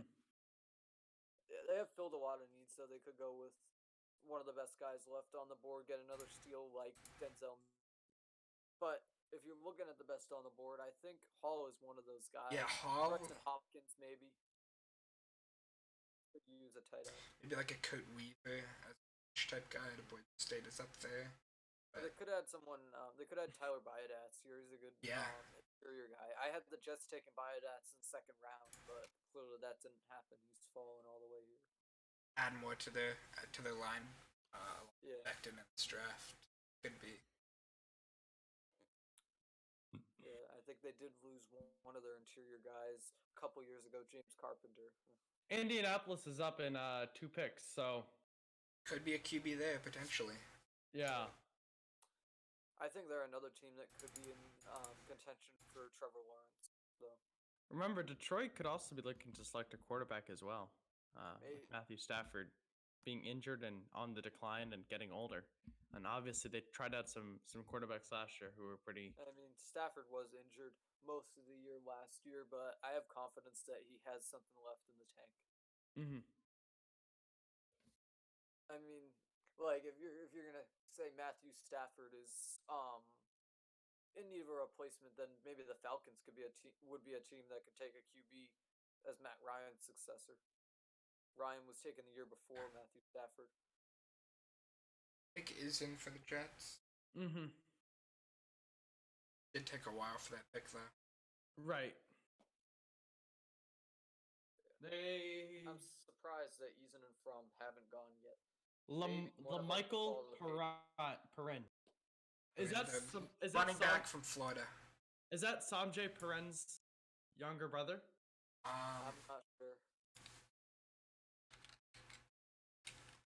Yeah, I like the pick though. They needed someone with Le'Veon Bell having some inconsistencies there. Hey, he had a good game at the Senior Bowl this year. Kind of shot him a little bit up people's boards. I think the Jets need to improve their running game. I think he might be the cousin Sanjay. And Yeah. I know he's related to Miles Jack. I don't know. I think I don't know. I think they needed another running back behind Bell. Hopefully his career doesn't turn out like his cousin potentially. Yes. Yeah. Samaj Perine was a bust for sure. Yeah, I thought yes, Sanjay Perrin was gonna be a good talent. Obviously, he didn't, have the greatest. He didn't play for the greatest college in the most difficult division. Yeah. Um, Like he was but he always was really like, really good. And that, like I think he was I think he was a decent running back. He was just never a standout. He couldn't outshine some of the other running backs that he was competing. yeah, especially in the same season they drafted him, they Redskins also signed AP right there, just kind of dominated the backfield of carries. Adrian Peterson kind of had his revival in Washington, like Definitely. struggling in New Orleans and Arizona, and then he comes to the Redskins and he's at least a borderline starting running back. Wow, Lions select Logan Steinberg, another a guard. So Surprised it took That's a another surprise. I step. thought they would go somewhere else because generally they try to build up their offensive line a lot. Um, Lions definitely added a lot of offensive. Let's see. I like the Jeff Okuda pick. Past that, I don't know if I mhm. made it. The DeAndre Swift pick is interesting. Two Yeah. back-to-back guards there. Yeah, Both, I don't I understand. agree with them. Like one guard, I don't mind. Two guards, that's a little much. Yeah, I think Aquila was a good pick for them. Guy, Akuda's a good pick. I don't know if I agree with the guards, especially with some of the centers. Should move over guard on still there. Yeah. Even like a Jack Driscoll, I think. They definitely could have done a lot better with that pick. Well, the Colts are on the clock they now, also- so we'll see who they go with. They've been selecting a lot of offensive talent so far. Obviously Pittman, and they had Taylor. So we'll see who they go with here. I think If they go with the backup quarterback, I think it's definitely a defense. Yeah, same here. I think the Lions, one thing that you have to note, they still need a lot of help in that front seven. They need some linebackers. They need a defensive tackle. So that could be a concern for them. They took Jeff Okuda early and fixed up that secondary. They still need front seven help. Could be an interesting pick. yeah, I mean they're still on the clock, so There's definitely a chance they take a quarterback here. I just don't know if I see it. Yeah, I think. well, the either Steelers could be the Houston next team to or- take a quarterback. Oh yeah. Looking a little bit further down the draft board. I heard Because news obviously about Roethlisberger's Houston going older, to and the Steelers. and I'll tell you this: Mason Rudolph and Devlin Hodges are not Bad are not cutting it. Look, Devlin Duck Hodges is fun to watch, just because he's a duck caller, but Mason Rudolph, his brain is basically mush at this point after Myles Garrett took a helmet to it. And let's not forget he was knocked out of that game against the Ravens. Remember that? I mean, he was pretty dazed. Yeah, I think So- both of those guys could be solid backups. I just don't think they're successors to Yeah, Roethlisberger. I I've heard a think lot Mason Rudolph about- and I've heard a lot about Jameis Winston going there. Oh, that could be He's interesting. a free agent. I think both those guys are backups. so I feel like Winston might be asking for too much than the Steelers want to pay. Yeah. Well, Winston had said he'd be willing to be a backup. I think that's a contrast to Cam Newton, who wants to be That guy, yeah. the guy. Yeah. I don't think he'll ever be the same again, Cam Newton. Like, Yeah, I think just his play style. People are worried about injuries and everything. I don't know if he can ever be that guy. I'm almost getting a Cam Newton vibe when you look at Tua, because Cam Newton was a very good QB at first, and then injuries kind of derailed his career. I wonder if Tua will end up the same. Yeah, I think their builds were a bit different, but I think Tua will be a good quarterback. I don't think you start him. I think either you in there. Fitzpatrick. The Colts pick is What about in. Fitzpatrick? Could go Fitzpatrick, yeah. Yeah, I think Josh Rosen's probably going to be traded somewhere because Feel bad for him. he's probably going to want more than being a third string quarterback. Yeah, that could be an odd. He's still young. He's still very young, Josh Rosen, and I think he has some potential. You never know. He could end up in the future being a franchise QB. I mean, people were looking at him freshman year as like the next Peyton Manning. And he's had two of the like worst offenses in the league around both years playing. Yeah, put him on like the Patriots. Maybe that could be a good fit. I wonder what the asking price necessarily for him is. It's got to be quite a late, Probably, be a 6 or 7. probably, yeah. It's probably kind of cheap. I would honestly like that for the Patriots. Rosen as a challenger for Jarrett Stidham and maybe trying to turn his career around. Both with a better young guys. yeah. Could be an interesting And I was competition. thinking about Josh Rosen back in 2018 when the Patriots were thinking about maybe drafting a QB. Yeah. I've always been a fan of Rosen, even though he's struggled so far in his NFL career. He's been put in some very bad Wow! positions. They took Eason! Connor! They took Eason! The Colts took Eason! Yeah, so he and Michael. Not a bad pick. Wow. Not a bad pick. Wow. I mean, I kind of a can't steal, say honestly. I'm surprised. Yeah, he did drop further than expected. I definitely like him a lot better than Fromm. I think it's a good pick. You get the quarterback for the future potentially. You didn't like Brissett that much, so you go sign Philip Rivers. You could potentially trade Brissett away. I think Eason's upside could be very high. Definitely, yeah. If He's definitely got. It's possible he Yeah. ends up better than guys like Jordan Love, Justin Herbert.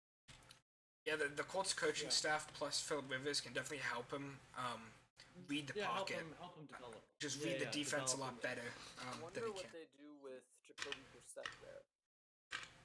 Yeah, He's probably a trade away at this point. I mean, they never signed him. They never traded for him to be a starting quarterback. They wanted him to Right. back up Andrew Luck. I mean- He had a good season. That could be another landing spot for the Patriots. I keep thinking Right. about QBs that the Patriots could target. Maybe Brissett goes back there. Yeah, it's definitely a Patriots type move to get these guys that have potential to be a starting They know the quarterback. system. They could have three guys that know the system: Stidham, Brissett, and Hoyer. That would be Yeah. a good QB room for them. But oh wow. So Trent Williams was traded to the 49ers, but Joe Staley is expected to retire. Wow. Expected to retire, you said?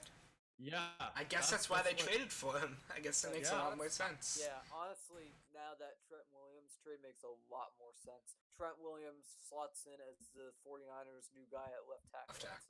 Mhm.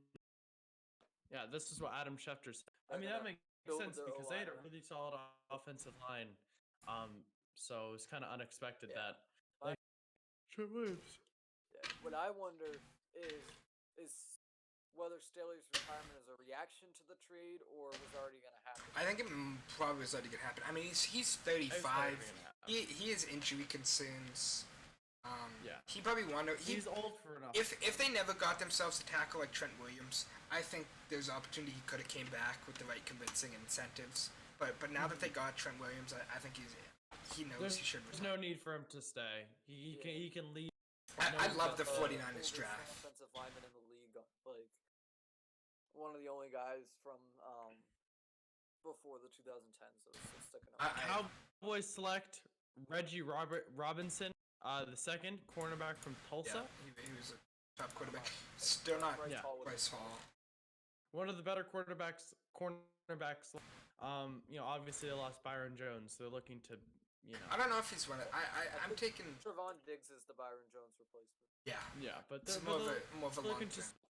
they're looking to beef that up though. I think 49ers definitely. You lose Joe Staley and then you lose Sanders, who's just got him for a year, and then Buckner you get out of his huge contract, and then coming in you get Trent Williams, you get Kinlaw in the first round, and you get Ayuk to replace Sanders as your wide receiver. So I think that definitely been a strong draft for agency for. I like San Francisco's offseason, but I don't know if they're going to be a Super Bowl team again. I just don't see them as a better team than teams like New Orleans or Tampa Bay. and they're gonna have some tough competition in their division between the Seahawks and Cardinals.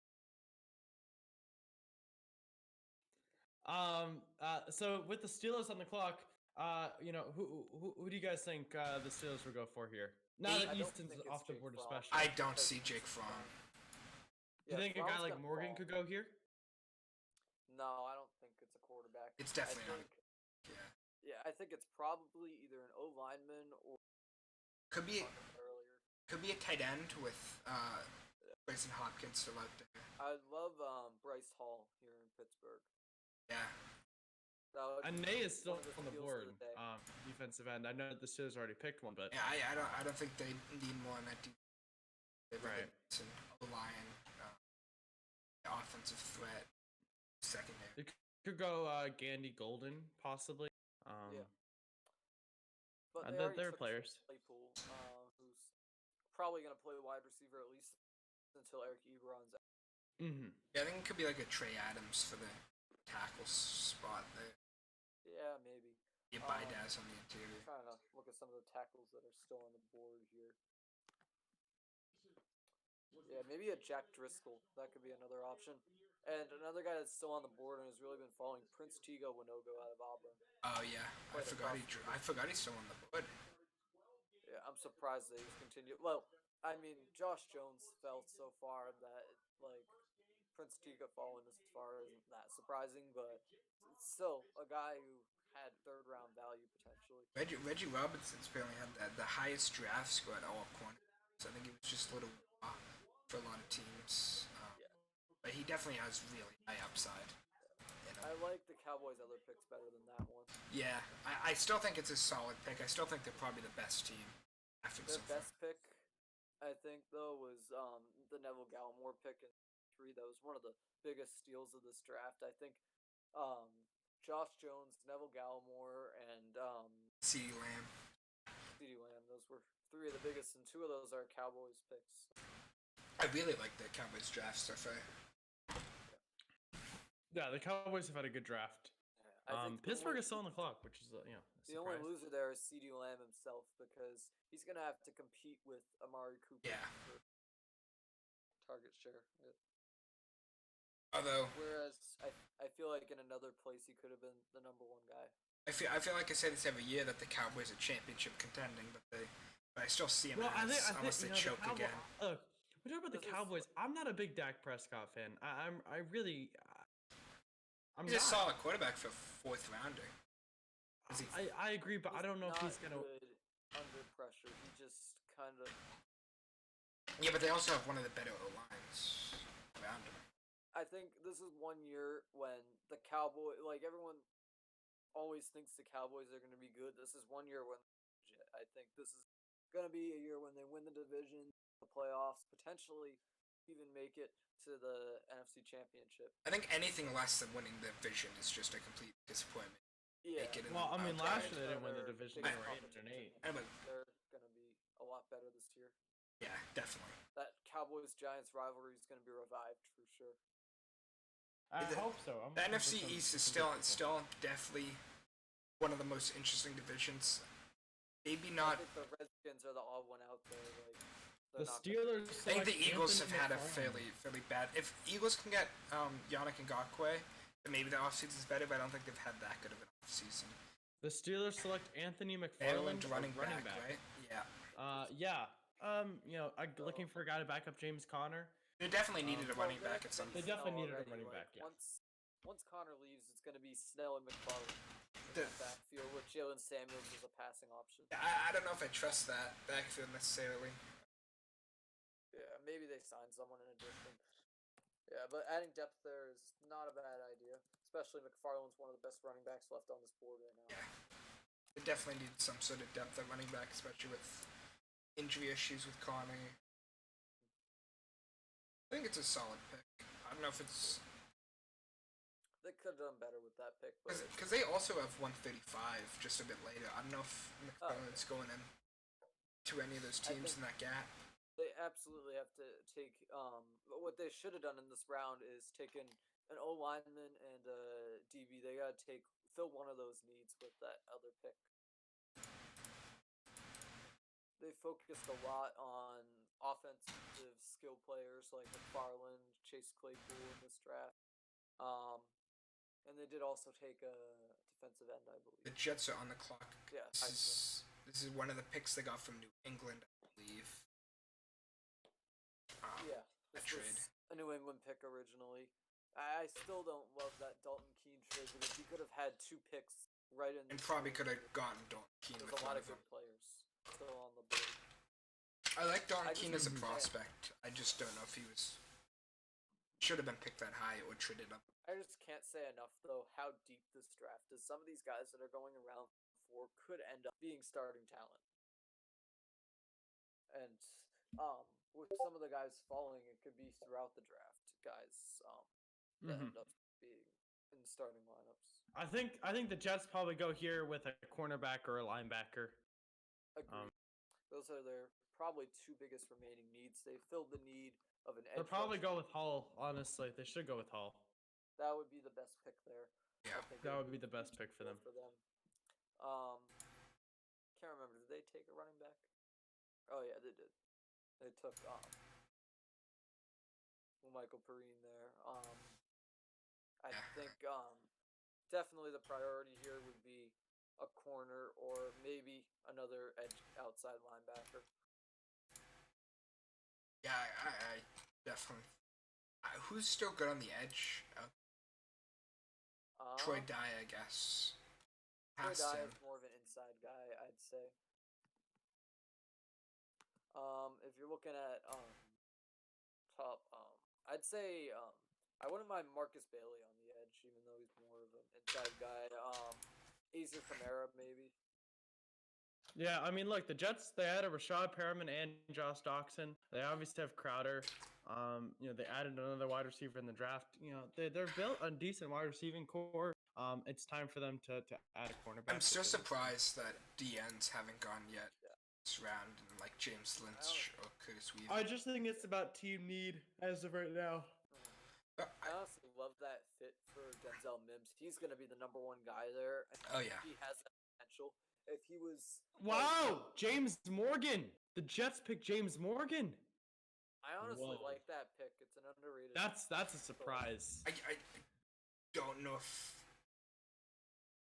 I don't know what to think about that pick. I think it's like a little bit of worry that Sam Darnold is struggling to develop into what they wanted him to be. Right, but then why pick James Morgan? You know what I'm saying? Yeah, like I think I'm taking.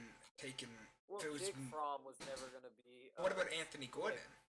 A great QB. But even you could wait until next year and get a take a tanked for Trevor. Yeah. Then not even tank for Trevor. I mean, if they but there were Yeah, it was similar to the Jacksonville situation. If Sam Darnold had another weak year, give Darnold one more year right to figure it out. But it's like why select someone who is probably never going to be a great starter. James Morgan has potential. He has potential, but I don't. Florida International is definitely not a top tier He school. could have been taken later. I don't love the value there. Yeah. Yeah. I think there's other needs you have to fill at this point. Yeah. Especially they have a pretty big need at corner. They do have Pierre Desir there and Brian Poole, but I think they need one there. Brian Poole would be better as a nickel.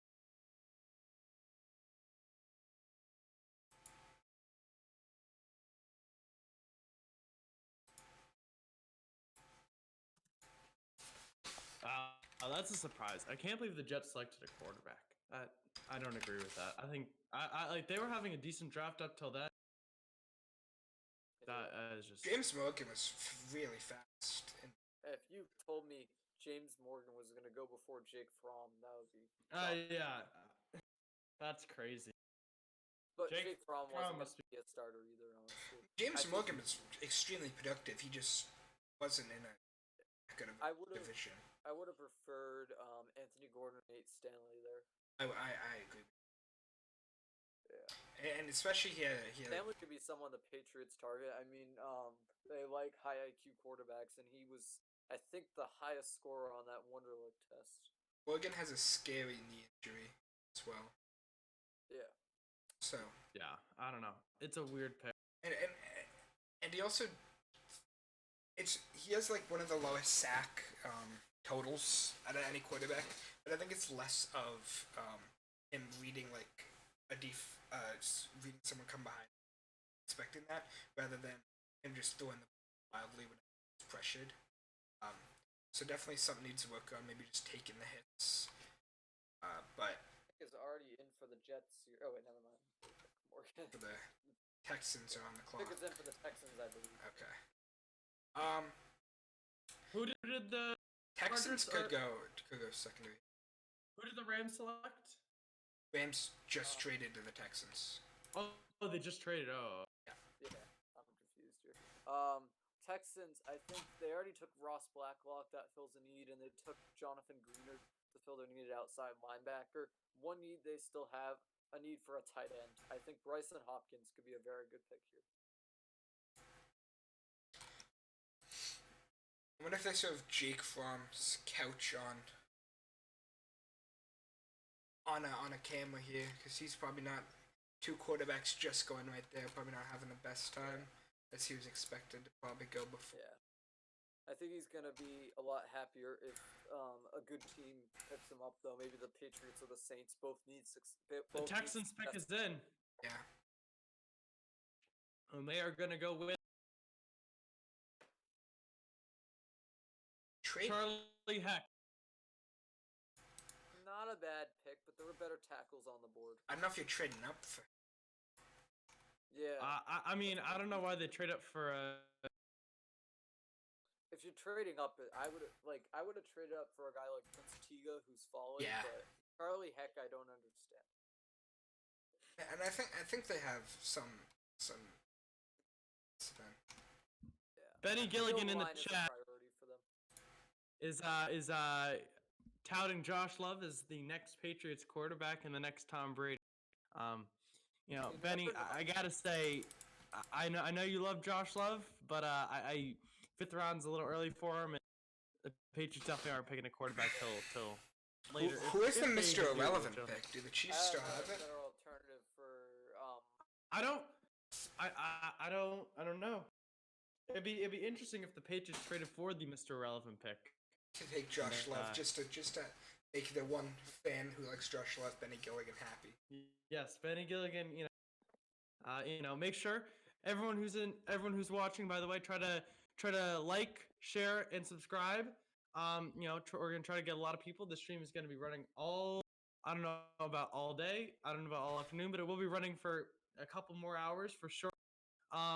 So make sure to share, make sure to subscribe, and keep participating in chat because we'd love to see it. So, with that being said, the Eagles are on the clock currently with the 127th pick of the draft. Who Connor? Who do you think they're gonna go with? I think maybe add more to that defense. They could go corner that they did add in the season. If there are reports that they do want Ngakoue, maybe the D line. They could. The pick is in already. Yeah, I don't have a lot of confidence in Howie Roseman at this point. After he made the Jalen Hurts selection, also Jalen Rieger over Justin Jefferson. And I don't know how much I like Davion. Yeah. When they were probably better. I think they need to take a better linebacker here, and also they could use multiple linebackers in this draft regardless. I think it gotta be some defensive. I think a guy like Troy Dye or Marcus Bailey could. I think Troy Dye would be a good. Yeah, absolutely. I've had Dye to the Eagles. The pick is in. Kavon Wallace, safe. It's good safety. Yeah, that's a good pick. I think that's probably the best pick the Eagles have made so far. Yeah, they definitely need safety and linebacker help. He can kind of do both. Yeah. They're probably going to be terrible against tight ends if they don't continue to add.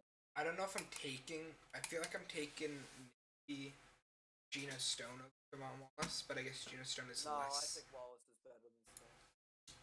I think Wallace plays more into like the linebacker type position, also less than Geno Stone. But overall safety, I think I'm Stone. I guess it was the right pick to take a defensive player though. Yeah, and a safety. Yeah. Is it the Bills on the clock now? The Yeah, Bills are Bills on, are on the the clock. Yeah. Had an interesting draft. Yeah, it's Felt- been felt an like a interesting fourth neat- round so They far. got definitely a steal in Epineza in I the actually second. really like their Mm-hmm. draft with between Ebenezer and Zach Moss getting Moss. someone next to Singleton. I think they filled needs. Yeah, absolutely. I think one thing they could still use is another O-line. offensive tackle. Yeah. I had Robert Hunt go into them originally, but he's off the board as we know. Maybe Prince Tiga could be a fit here. Yeah, I definitely think O-line is something they need to fill at some point in the spot. Yeah, and they could also go interior, a guy like Tane Moody out of Fresno State. Yeah, Idaz is still Oh yeah, Tyler Biden. outside.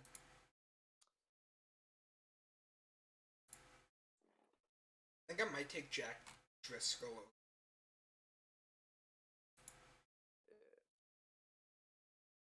Transfer there. Yeah, It's good at Massachusetts for a bit. a good pair of offensive tackles there with Prince Tiga and Jack Driscoll are going to be drafted today. Jack Driscoll played tackle and guide at something. Clock Mhm. is running out for the Bills here. Pick is still not in yet. Debating the options. I don't know if they trade down. I don't know who. Patriots, maybe they want. Could be. They have all that 6th round draft capital, and they could use their 5th rounder as draft capital as well.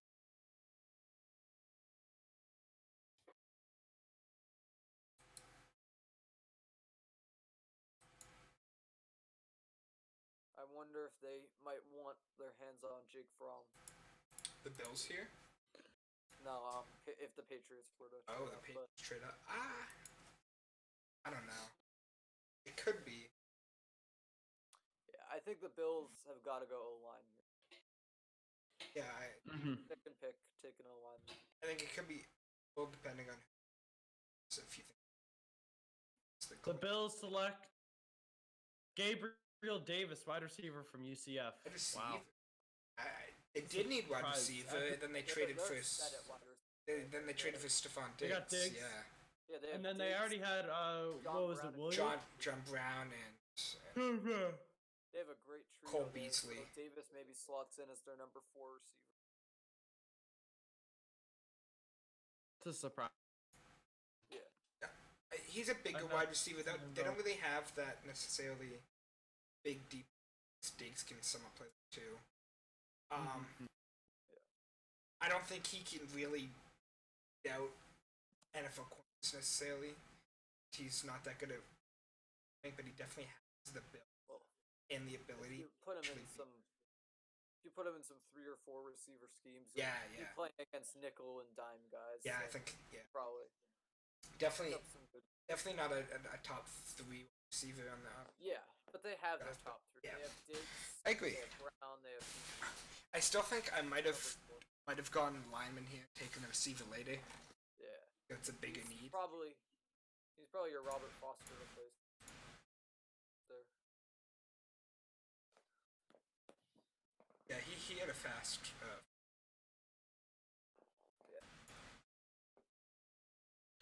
And the Jets back on the clock here. Took James Morgan. Maybe a DB here. Something. Yeah. I love Bryce Hall with this pick. Oh yeah, I agree with that. Jets have had a pretty questionable draft so far. I mean, Some- the Beckham pick was good, but then you M's have, pick was a steal, but I don't know about some of these later. it's all interesting stuff. They haven't done a great job at filling their needs, finding good fits. I mean, Mims is a great fit, but other Mims is a really, really good fit for the team. They get a He really running is. back just for the case of Yeah. Le'Veon not being what you want out of him. I think Zuniga is an interesting fit. I don't know if he should have gone high and needed should have Ashton Davis, but I think they've had a decent draft. I still don't agree with the James. I don't love The Jets are back on Jabari the Zuniga clock pick now, either. which is, you know, Yeah, the second pick from the Patriots trade. Mhm. Traded them.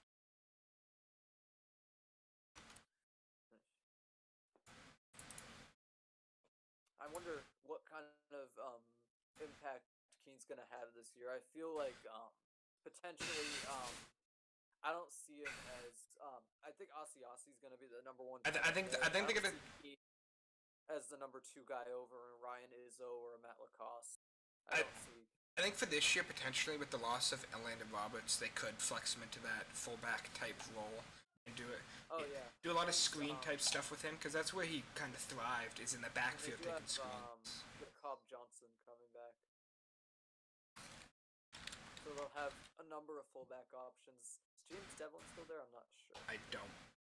So Yeah. So yeah, maybe I think Dalton Key could slide in as a fullback for sure. and the but one thing I don't see him as a day one impact tight end. for someone like the Patriots who use screens so effectively last year, it's like probably their highest play type with James White throughout the year. Really, the only offense they could get going for a lot of the year. I think Keene did a lot of fullback type screen plays, and it's good after the ball catching. So I think he can run in good with that type of system. Yeah. Or the Devlin Patriots is have. still there. I just realized. it'll be they also interesting to have see who Dan the Vitale. Jets go with here. Devlin was Um, injured all of last year, I guess. Yeah, he was injured for most of the year. I wonder who they go with fullback there. Devlin, Dalton Keene. Devlin's not a pass catching fullback like Keene is on the other end. So I think they could definitely rotate both. They also rotate Keene for maybe exactly a three tight end type. Yeah. I feel like Matt Lacoste could be on the chopping block there, but his contract is a little more expensive than Izzo's. You can run with Yeah. Asiasi and Izzo as 2 tight ends. Dalton Keene is a 3rd option. Yeah, I think the one thing There we you go. The Jets worry select about. Cameron They selected who? Clark, offensive tackle from Charlotte. I mean, they didn't really need another tackle with Becton there, but it's a future investment. Yeah, Yeah, I like the pick. they get a actually. rotational I think piece. you can't I add think the I'm offense. taking Prince. That's my still top offensive tackle on the board. I like the pick. I think it's a good pick, actually. Another Charlotte player, seen a couple go. But if I'm going tackle at this point, I think I'm going Prince Tega or Trey Adams, Agreed. Cameron Clay. Yeah. I think Vikings might want to go for another D lineman here, even though they have Wanham. They could use someone more of as an interior defense. Yeah, like a Rashad Lawrence or Jason Rashard Stroblich. Lawrence. He's definitely slipped. I saw him as a 3rd round talent. Yeah, Well, he's I been was higher on it. a captain at LSU. I think like almost all 4 of his years. It's good speed, good size. Yeah. Center of gravity. Vikings here. This is. I mean, I wonder who they'll go with. I mean, they could. I could add a wide receiver here. But I'd probably go like a Nay. I mean, it's a great pick to pick Bradley and Nay right here. Yeah, potentially. I like the D tackle prospect more than maybe a edge type Maybe guy. they take a Nay and a couple picks, and right here they go with a guy like Rashard Lawrence. Yeah, they got a good amount of picks in these next few They rounds. do have a pick very soon. They pick again. right James after the Lynch, Cardinals. defensive tackle. That's a good. Yeah, they got the D tackle. James Lynch is Yeah, more of an end, A little early though. for Lynch, but I think James Lynch runs out more better in the end than as a tackle. I'll play both though. Can't play They'll both. have to play D tackle for a little while. If they do want him at D tackle, I think they should have gone with a more traditional D tackle like a Stroblich or from SU there. But if they liked him, then like I don't go against the pick. Definitely a need there. The Cardinals are on the board, and then followed by Minnesota again. Yeah, So- Minnesota have like 4 round 5 picks and a bunch of round 7s. this Cardinals draft so far earlier in the round, they already took Lukai Fotu that filled their need at defensive tackle, and they took Josh Jones in round 3. Done a good job filling needs. Thank God Isaiah Simmons at 8. Yeah, I wouldn't mind Prince Tiga here because they could use another tackle. But Yeah, maybe just a tight end would be a so- better use. Something to add to that offense, potentially. Yeah, I think it's definitely an offensive pick here because they've spent a lot of time on that defense between Isaiah Simmons and Fotu. And definitely the weakest one of the weakest O-lines last year. Kyler Murray is one of the most sacked last year, and I don't know if Josh Jones is enough. Yeah, I would like Bryson Hopkins with this pick as well. Yeah, solid blocker, but Probably also better value. good outside. I don't understand why Hopkins has fallen all the way to round 4. I thought maybe he was one of the best tight ends in this draft class. I think the big worry with Hopkins was he had a pretty high drop rate. True. People were worried about his hands, but he does a good job of getting open, and I feel like catching isn't really something that you can work on pretty.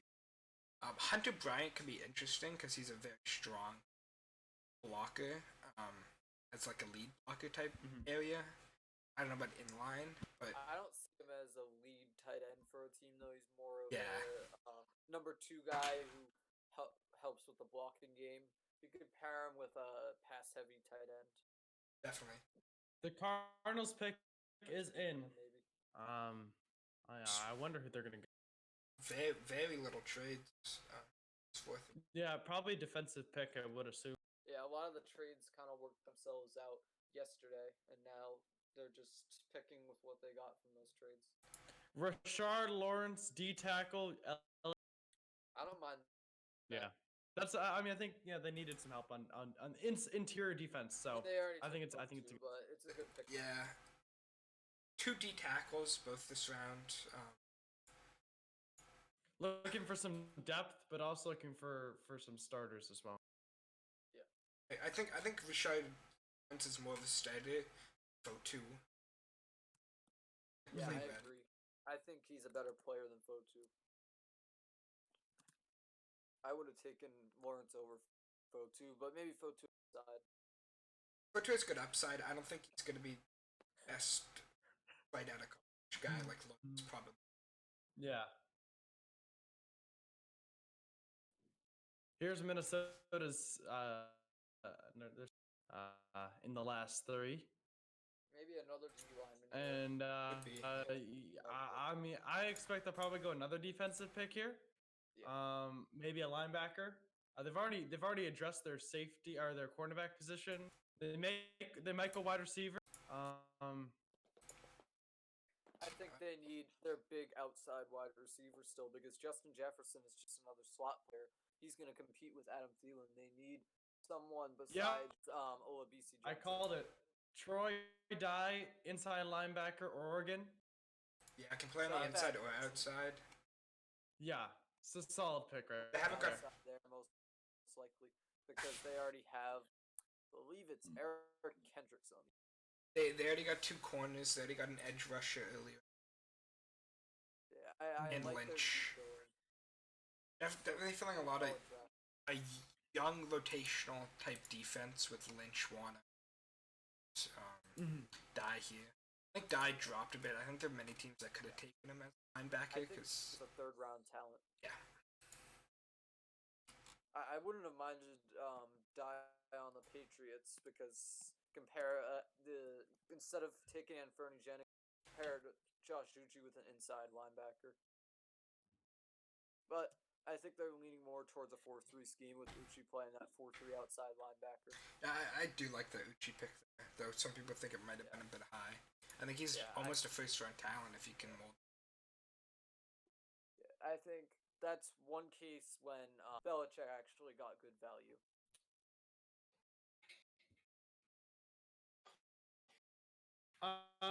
So the Seattle's on the clock here.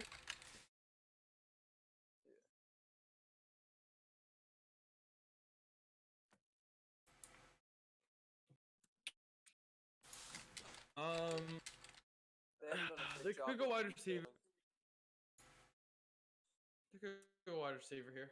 I think it might be an edge rusher here. I mean, they took Darrell Taylor. Haven't they already picked an edge rusher? They picked Darrell Taylor, but they could use someone who fits a 4-3 scheme. Might be a guy in the secondary. They need some depth there around Shaquille Griffin. I feel like they're gonna go wide receiver.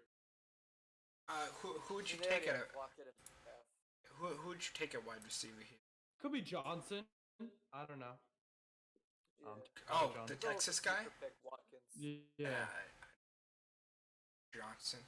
Lipscomb from Vanderbilt is interesting. Maybe Juan Jennings. Yeah. I don't know if I'm going receiver here. Yeah, a lot of the good receivers are off the board. Maybe a Colin Johnson, Donovan Peoples-Jones. They've fallen a bit. I think James Prochet is definitely a sleeper pick. Smaller. Patriots might take. They took Colby Parkinson, tight end out of Stanford. I don't mind that pick with I think that's a good pick. I don't know They if have it's a the lot of tight end tight you're taking though. I think the tight end. I think taking a tight end is the correct decision. I don't think they need a tight end necessarily. They have Olsen, they have Disley, they have Jacob Hollister in there. Parkinson's just another depth piece. Yeah, Hollister was a breakout. With Hollister Disley was getting really good. injured. Signed him off the Patriots practice squad. Mm-hmm.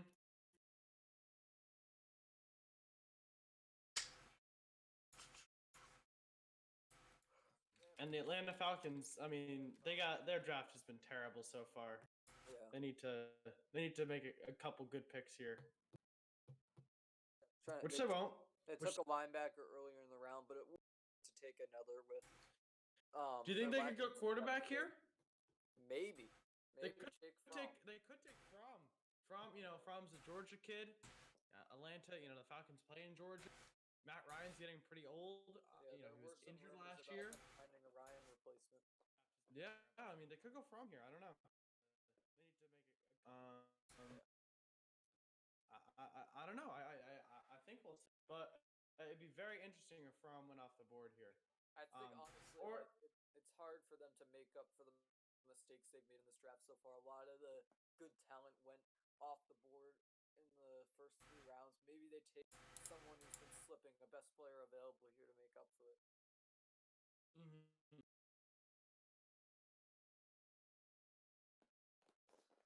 But I don't see the Falcons doing that, especially with how they've been picking so far. Yeah, it'll definitely be interesting. Have they picked a running back? The Seahawks? No, but they have 2 running backs. The Falcons. The Falcons. Gurley and Quadri. Oh, Yeah, they signed Todd. Okay.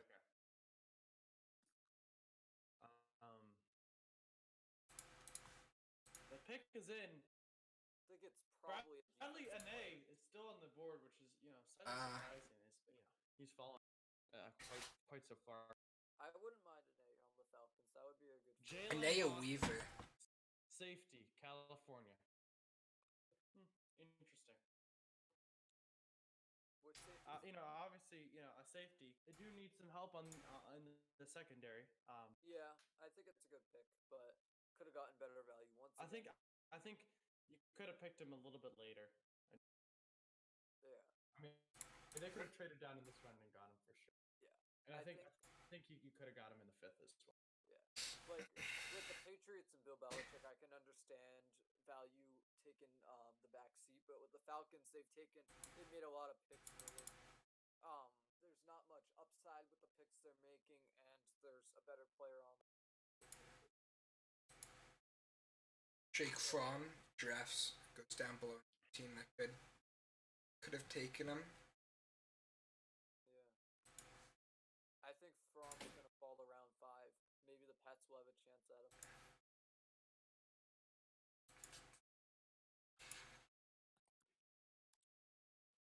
Steelers on the clock, though. They have not addressed a backup quarterback. Maybe they'll stick with him. Yeah, I know they could take Fromm as well. I mean, Potentially the Bucks next round too. I think. Interesting. mhm, From Seahawks do have another pick later in this round. mhm. Yeah, I think Pittsburgh should probably go for their DB here. Like they haven't addressed that yet. Benjamin's still on the board. I mean, I think he could go. They already took a running back. They took McFarland. So. Mhm. No, not to the Steelers. I'm just saying, maybe to the Rams, Oh yeah. possibly Well, the the Rams took Jaguars. Maybe. I think the Jaguars are a good fit for Benjamin. See, Pittsburgh. Arizona State. She could. Yeah. Arizona State had a great offense going back a couple years ago when they had Benjamin, N'Keal Harry, and Brandon Ayuk. Benjamin had not too good in the receiving game. They used him, but he had quite. Yeah. Yeah, I'm just saying the offense as a whole was pretty good there. The Steelers select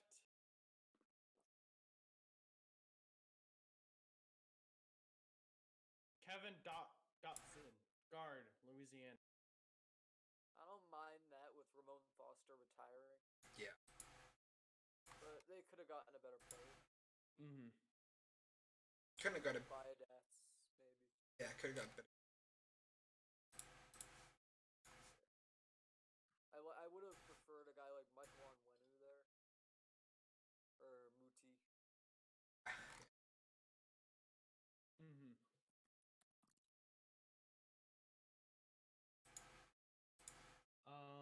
The Rams are on the clock here. They took Akers. They took Jefferson. Not a decent draft. Yeah. I would have preferred J.K. Dobbins over Cam Akers. Yeah, definitely. But I think they're going for more of a committee approach. Maybe they were concerned that Dobbins would have been hurtful to Darrell Henderson's potential.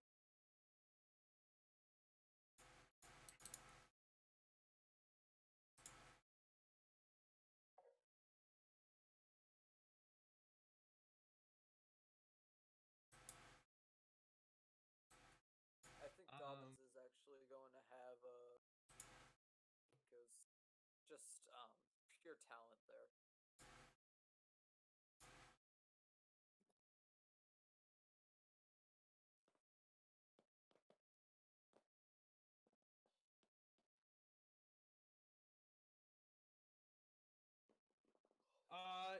Obviously, the Rams are on the clock, but I'd like to thank everyone who's tuning into the stream so far.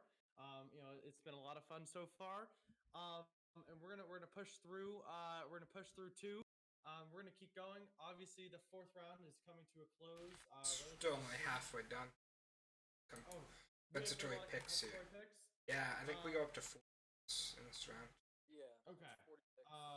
We're at pick 29, or we're pick 30, I believe.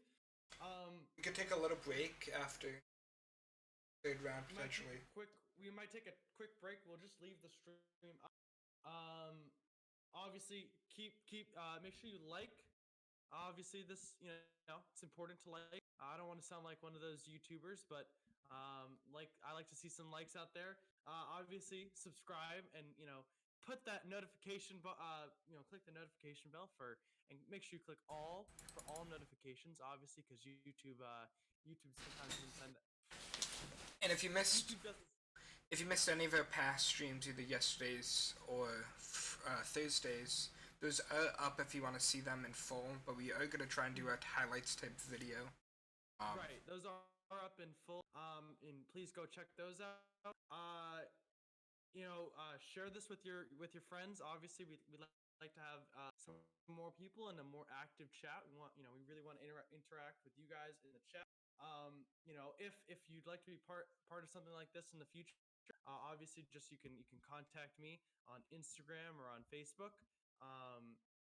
And we're gonna keep going, but I hope you guys are enjoying it. And make sure to smash that like button. And yeah. So moving on, the Rams are still on the clock. They haven't made their pick yet. Rams have filled a lot of holes so far this They have. They've done a draft. good job. Yeah, I think they need maybe Tyler Biadasz would be a good pick here because they need some interior line. Van Jefferson they got probably a bit early for should go, but with the loss of Cooks, they got another receiver behind Woods and Cup. Trump Burgess was a oh wait. Yeah, they got Akers and Jefferson yesterday. Yeah, two bit of a reach, I think, on Akers and Jefferson. And then they got Terrell Yeah. Lewis in the third They round. select That was the great pick. Bryson Hopkins, tight end from Purdue. I don't mind that pick. They have tight ends. Yeah, not a great pick. I mean, trying to give Goff some more help. I get that, but I don't know. I'm not so sure about that one. Taylor Higbee, Gerald Everett had a decent year last year. As long as he doesn't get injured. So I think it's a alright pick. Probably a third string. It's good for the Rams, just not good for Hopkins' potential. Yeah. It's difficult because he's not that good in the blocking game. I would have rather them specifically take like a Hunter Bryant who they can put in for blocking. Yeah, that would. Of a receiving type. Honestly. But you already have Everett and Higbee both right in blocking, but definitely better in receiving. So. And a lot of times, pass catching tight ends have fantasy value, but in that Ram tight end core, I don't know because there's just so many guys in there. Higbee is probably the lead guy. Yeah, I'd say Higbee. I don't know if I'd put Hopkins over Everett. Yeah, Hopkins is probably just insurance for the Rams, but he could have like a situation where there's more need for a tight end been a starter. I think he could have been a starter on the Redskins. Or even Arizona.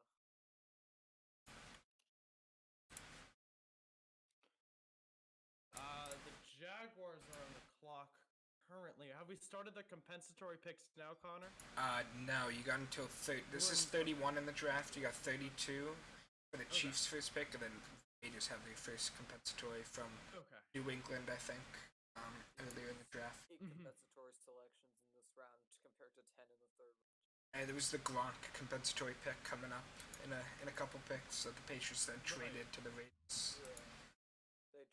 Yeah, they got it from Tampa Bay, and I think they traded it to Oakland or Vegas. Yeah. Pick is in for the Jaguars here. Jacksonville's had a pretty good draft, I'd say. They've had a pretty good draft. I mean, the reason why I think they've had a pretty good draft is just because they had so many open holes on their team that they really couldn't make any terrible picks. I think. I wouldn't mind like a Reggie Floyd or a Geno Stone here at safety. I could also see him getting a D end kind of guy. They got Hamilton, but he's more a tackle type player, especially if they're trading away Gakwe. But they did get Clavon Chazone. Second round. Yeah. Well, actually, that was their second pick in the first round. Yeah, second pick in the first round. They had a pretty good first round with C.J. Henderson and Clavon Chazone, and then they got Chenault in the second. Yeah, they backed it up with Devon Hamilton and Chenault. Yeah, and then Josiah Scott, cornerback from Michigan State. It's a good pick for the Jacksonville Jaguars. I like that. For Scott. Yeah. I think there were better cornerbacks on the board. Bryce Hall is still sitting on the board. But I think picking a cornerback was a good decision. Absolutely. Second. They're going to take Hall here. There must be some sort of problem with Hall if he's falling this much. Just like we said about Zach Bond the other day, but I think at this point it's time to take him. It's a bit of a second corner in the draft after C.J. Henderson in the first for the Jags. I think just adding more to that defense that's been dismantled over the past few years. Yeah, for sure. absolutely use a corner here. Yeah.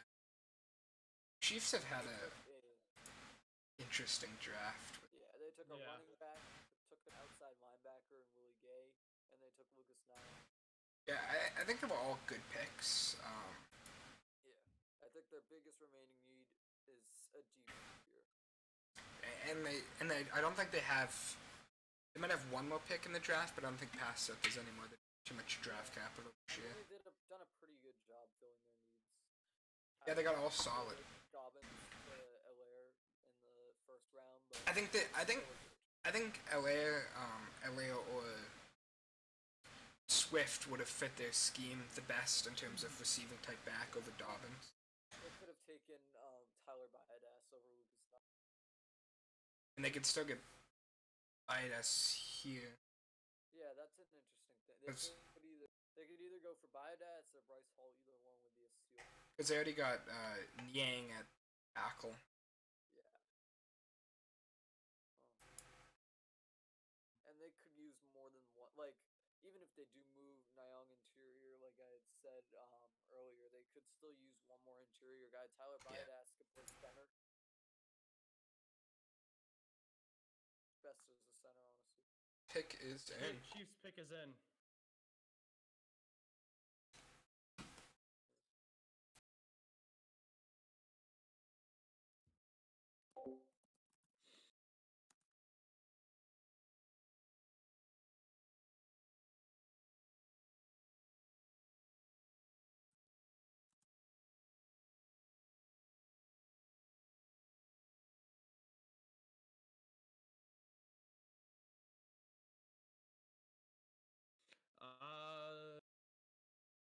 I don't know who the Chiefs will select. They've had a decent draft. They haven't had a lot of picks, so. There's a lot of guys at positions they need, like I said, that would be big steals here. Mm-hmm. I think if you're looking at some of the best guys left on the board, you have people like Bryce Hall and Tyler Biadasz, who I think they could target. You have Curtis Weaver, a defensive end, still on the board. And I also like Natane Moody, another interior lineman. Those are some of the best guys left.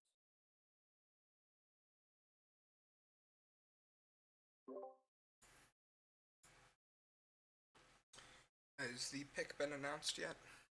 The Chiefs pick has Not not yet. been announced yet. It should be in a minute.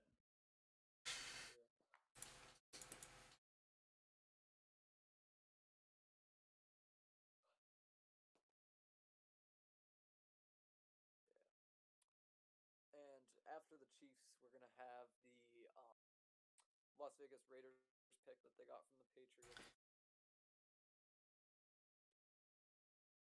I think most likely a linebacker there. They need one.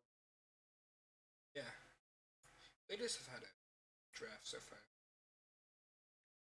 Yeah, I don't love some of the value in that first round. With what?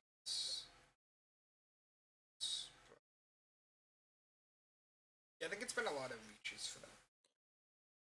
Yeah, The Chiefs select L'Jarius Sneed. Receiver? Safety. Safety. Oh, Louisiana Tech. He is actually probably one of the best safeties left on. Yeah, he was a good safety. Because there aren't many left. I think this is. About this pick, like, if they are going to use Snead this year, they could play one Thornhill more at corner, and that fills their need at cornerback. The Raiders now, I think the last pick in the draft. Not sure about that, but They definitely had interesting players picked. Definitely. Raiders pick is already in. I believe that's the last pick in the draft. So try and trade back in. yeah, they could trade a lower tier player there. Maybe they trade one of their quarterbacks and try and get a rookie to pair with the other.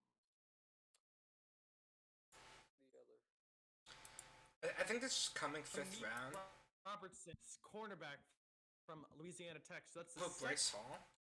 Yes, so that's the second Louisiana Tech cornerback selected in the past 2 picks. But Just it's needs also more of two a cornerbacks. safety. So it's interesting, Connor. What do you think? What has happened to Bryce Hall? He's really fallen in the draft. Like really. I'm not really sure what the worry is. I didn't hear much actually about him. Teams like being draft, but I'm sure there's something that came up that just caused people not to gravitate towards him. I'd still take him over cornerback Yeah, taken I would recently. have taken him probably over Amik Robertson, even though Robertson is kind of a sleep. I think one of the biggest scares for Hall is penalties. He's a bit like grabby, I guess would be the word, and it pulls a lot of pass interferences out there. But he's really good on press. He was my number 8 Guys. corner in the draft, so I don't know what's happened.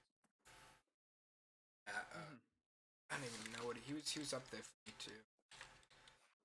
I'm surprised Hall has not. I mean, the Jaguars are up. I doubt they're going to select a cornerback. They've already selected a couple safeties and cornerbacks already, so I doubt that they're gonna add another one. A lot on defense. I think they haven't taken. That is true. Yet. I bet they'll go line up defensive line. They can still use a safety like Ronnie Harrison, solid starter for Denver. He's gonna be starting caliber.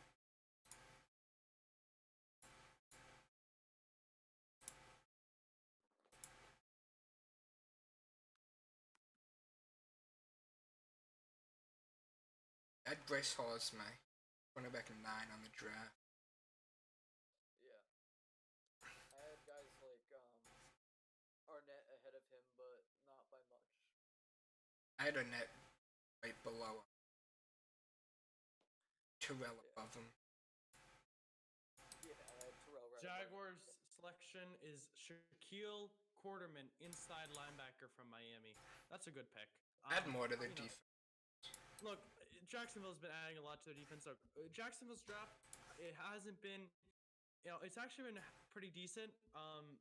No star players they've selected, but they've they've filled every single one of their needs. I think I would have rathered a Marcus Bailey. Jay Henderson, who could be a star corner. Yeah, I think it's. I don't know much about Quarterman there, but I think I would have gathered like a Marcus Bailey. He's definitely shows the ability to be. I don't love the fit because Joe Schobert is already going to occupy that position. It's definitely a future investment for Jaguars. Yeah. But I mean, they've taken a lot of future investments in this draft, so it's not a huge surprise.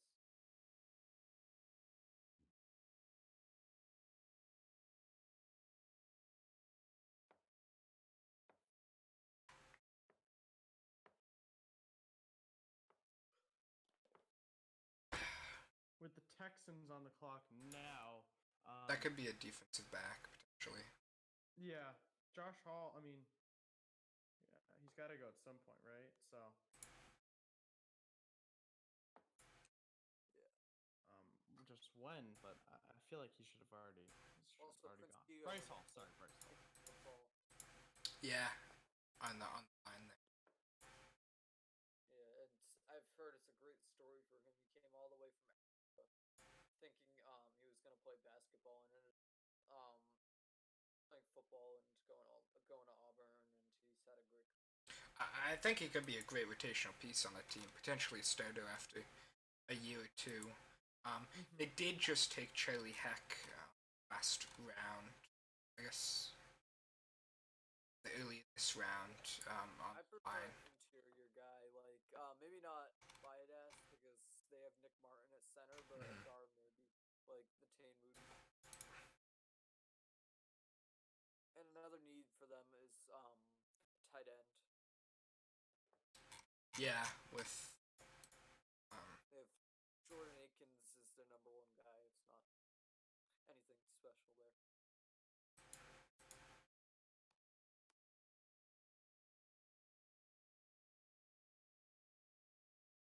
cornerback John Reed on the clock.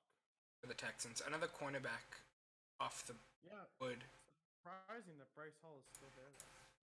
Yeah. You would look for him to. I don't think I didn't think the Texans were going to take him unless it was. I think really the serious concern is against top tier receivers. Him drawing penalties about if he gets beat, he's a babby type player. Bryce Hall. Shouldn't be Yeah. that big a concern that guys like John Reed, who I didn't even have being drafted, honestly, go over. Yeah.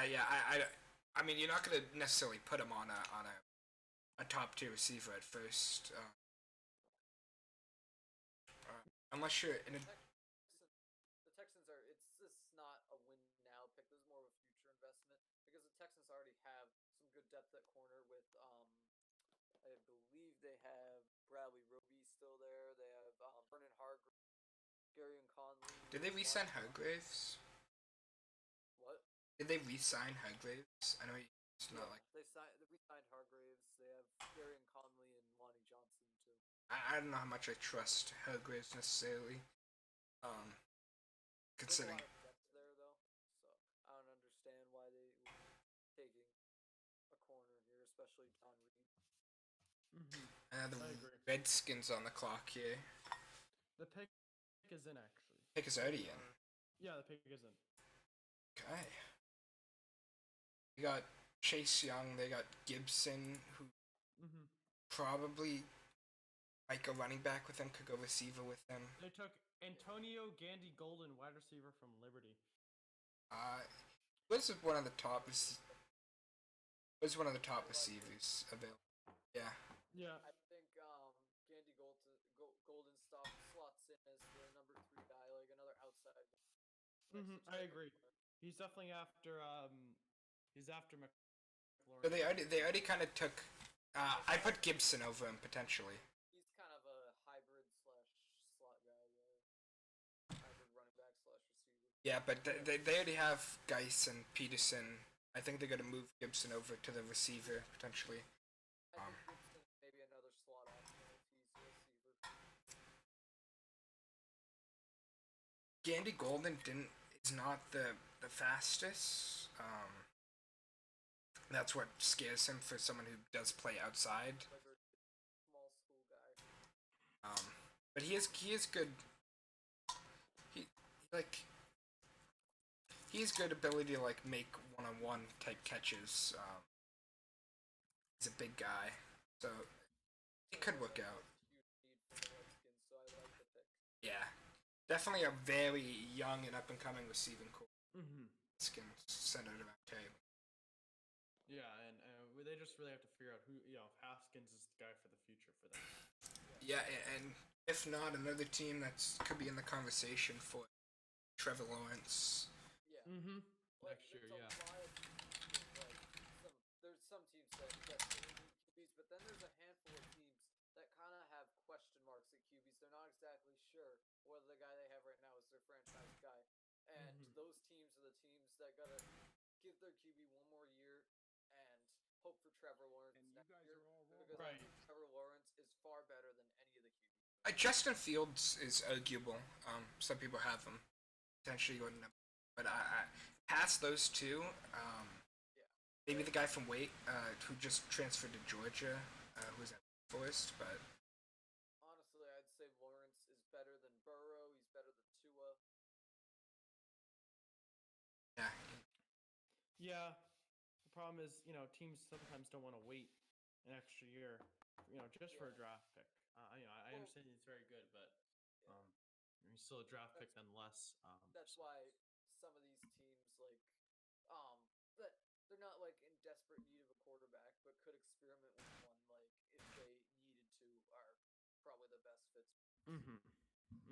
Yeah, like the Jets, like the Jaguars, like Washington. Yeah. No, I think Trevor Lawrence is. I think he's. Trevor Lawrence, but I think Justin Fields next year. There's some later round quarterbacks next year, like a Tanner Morgan out of Minnesota. Has gone well in PJ Fleck's offense there. Al Trask, Florida is alright, but other than Fields and Lawrence, I don't really see any teams kind of trading up or tanking for any other quarterback. No, I don't see any tanking happening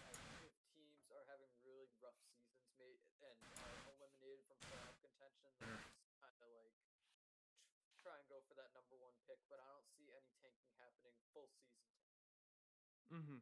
I agree.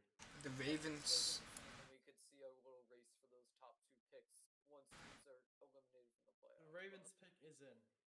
It could be D line, like a Kurt Weaver on that type of area. Yeah, that could easily. Could also be O line, like interior O line, like Bidas. Ben Brendanson, guard from Michigan. Yeah, interior O line. Yeah, interior line. That really fills Fills a probably need. the biggest need the Ravens have left. Yonda. This draft is definitely a good one for the Ravens. I think the last thing we see maybe is one wide receiver. Yeah, Probably I agree. set to go for this season. I think they've practically filled most of their major needs at this point. And that's a success when you can do that. Yeah. The Seahawks on the clock now. And then 2 Philadelphia Eagles has pick. back-to-back picks. So, I mean, we talk about teams who have struggled in the draft so far. The Eagles, the Falcons, Eagles, and Seahawks, Falcons, Colts, I think, are the big 4 teams. I think the Packers. Yeah, Packers probably had the worst draft yet. AJ They gave, Dillon, Josiah DeGuara, Jordan Love. I'm not a fan of those picks. and none of that. Oh, they're ignoring the defense, and they're also ignoring their need of yeah. And, Let us know. Yeah. and even on the off, Like they're picking guys that they don't like. They're picking against. it seems like they're picking for the future. They're picking like a QB for the future, a running back for the future, but nothing that will help now. Yeah. The Seahawks go with DJ Dallas, They're gonna be running back flawed from this Miami. year after this draft. I like the pick of Dallas because they do need some insurance there with Chris Yeah. injury prone and Rashad. Yeah. Rashad Penny been injured I both agree. years for a while. It's definitely injury scares as the running backs. Having to pick up a long time retired Marshawn Lynch the end of last year just for the playoffs even. Maybe if none of those guys got injured, they could have made a long run. But I like having some sort of insurance. Yeah, absolutely. I would have. I mean, a lot of the best running backs are off the board, but I would have preferred Ian Beckerman over G.J. Dexter. Yeah. Let us know in chat who you think has had the worst draft so far. There are a couple teams who have had some pretty not so stellar drafts. And we'll probably do a review later on once we get maybe to the middle of the 6th round when things start to slow down and picks become more kickers and and more people that we don't. Honestly, I think this pick by the Seahawks is probably the best one done so far because they didn't get you in the first 3 rounds, but now here they get a guy position need, one of the best guys left in the position. So I like that pick.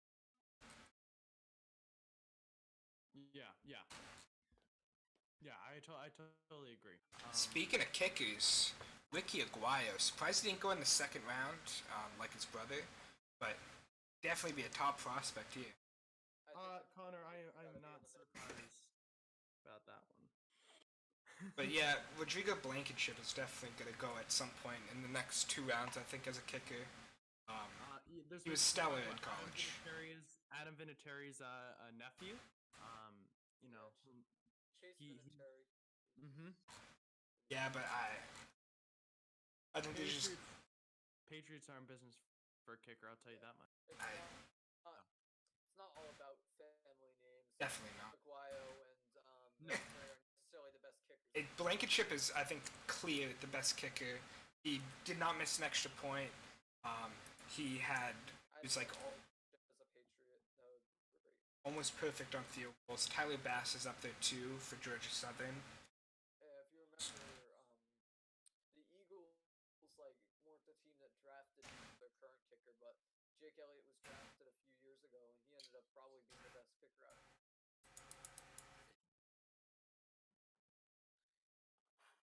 He provided some pretty solid kicking duty for the Eagles over these last few years. Round 5, especially, has some great talent over the past couple years, like George Kittle, Tyreek Hill, Stephon Diggs, I think, was a 5th rounder. Grady Jarrett, Darius Slayton, Yeah, Darius Slayton. Matt Judon. That's a surprise last year. Who else? Jordan Howard was. Yeah. If we're looking at some of the guys that are left, we could have some steals in the 5th round, such as Bryce Hall. Yeah. Curtis Weaver could be a good one. I think Curtis Weaver could pan out to be a great player. I expect us to see Jake Fromm going in the 5th at some point. Yeah. Yeah, I expect him to go too. Could be the Patriots' first pick, if not the Patriots' 2 picks after you have the Bucks. Could be drafted for the future. I think Bradley Anai could also be a big steal of this draft in the 5th. Yeah. And another guy, talked about him earlier, maybe Quez Watkins goes in the 5th round. Because we're running out of the top wide receivers in this draft class. I think some sleeper picks could be where the wide receiver market goes. Yeah, I totally agree.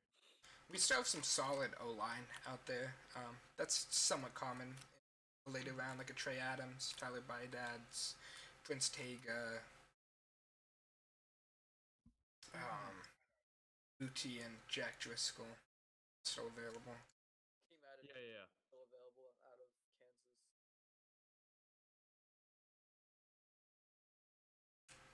Solid left tackle there. Eagles pick is in. Is in. They got back-to-back picks here. Right, so I don't think they're too worried about this pick. Yeah. No one's trying to trade up. The final 2 picks of round 4.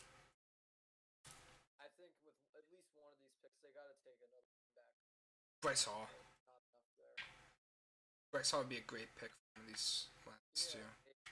I think Hall and a linebacker is my speculation, but maybe Hall falls to round 5 if other teams have reasons to pass on him. Maybe the Eagles are concerned too. That could be Marcus Bailey as the linebacker, potentially. Oh yeah, Marcus Bailey would be a great pick too. I think he could make a day one impact. Especially with the lack of depth the Eagles have at linebacker, I think he slots in as a day 1 starter. Let's see. I definitely agree. How many picks do we have left in this round? Just Connor? these next 2 Eagles picks. Okay. So the plan is that we are going to cover these next 2 Eagles picks. We're going to take a break until about 3 o'clock, and then we'll all come back. And my thoughts for that point on is we'll review kind of the big 5th round picks so far. We're not going to go through all the picks. And then at that point, we're going to do a team-by-team draft review so far for each team of their picks. And then we're going to wrap it up at that point. So we're just going to leave the stream up and we're going to leave the picks up, but, we won't be here. So obviously, you guys go take a break as well. And we'll be back at 3 to do the 5th round review up to that point of the big pick. And then we're going to go team by team and discuss, best moments, worst moments, and, everything in between for all 32 NFL teams. So it's gonna be good. So with that being said, we're gonna go through these next 2 picks, and then we'll see you back here at 3 p.m. Eastern time.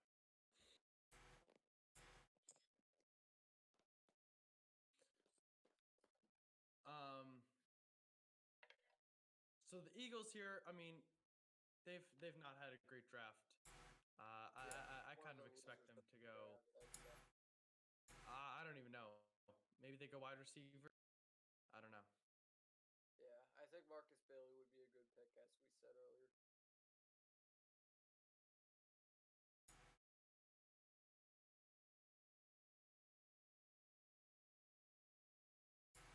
They picked Jack Driscoll, offensive tackle from Auburn. Yeah, good pick. I like that pick. Good and tackle he played. You can move him to either, really.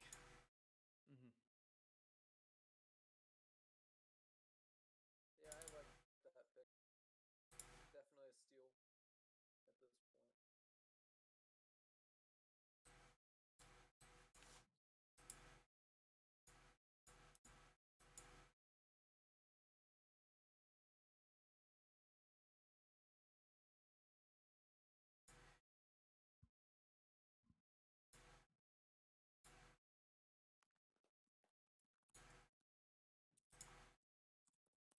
I think one of This my Eagles pick, I hope they pick a wide receiver. If they go cornerback, they got to go with Hall.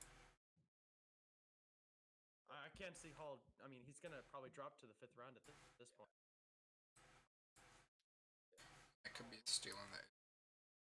I think one of the best picks in this Antonio Gandy stands out really.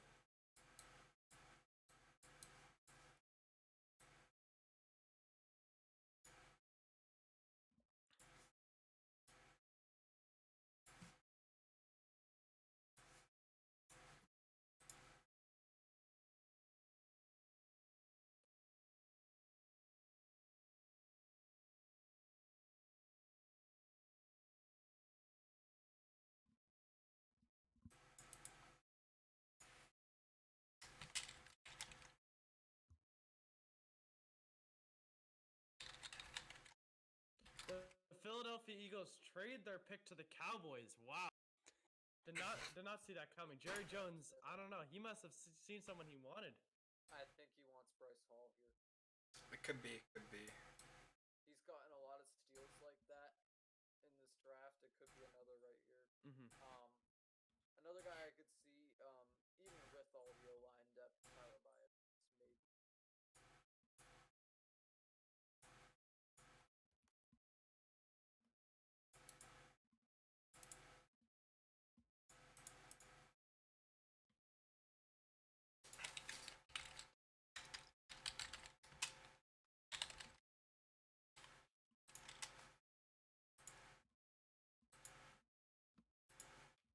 The pick is in for the Cowboys.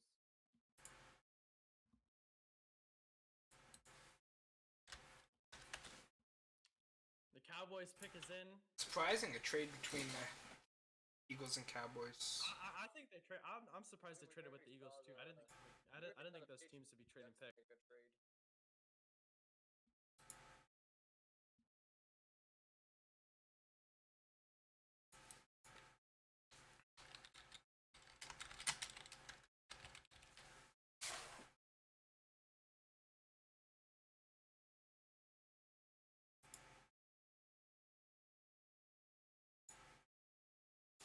Tyler Biadads. Yes, thank you. Center. Now, don't they already have? Who was their center? Could be a rotational piece. Yeah. He's retired, so this is his replacement. Okay. Cowboys' offensive line is still going to be great this year. Yeah, it's still going to be really solid. All right, so we will see everyone back here at approximately 3 p.m. And you know, go take a break, go get some lunch. We'll be back here. Share this with your friends. Get everyone back here at 3, and it's gonna be super great.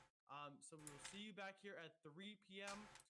Maybe around 3:05, and we'll start the 5th round review. We'll keep up with the 5th round while we're doing analysis of team drafts at that point. So thank you all for listening so far. We're just going to leave it up, and we're going to come right back at 3. So we'll see you guys then.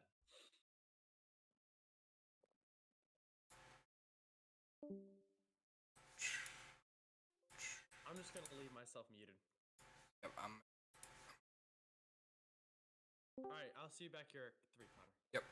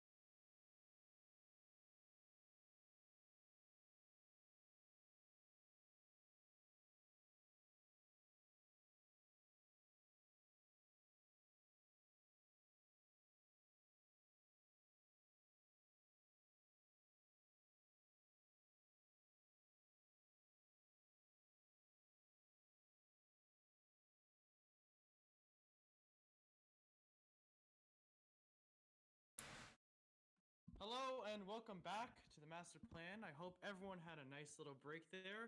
And maybe tuned into the draft, maybe didn't. We're gonna go over the picks now. Um, we're gonna go over the picks now, the major picks that happened.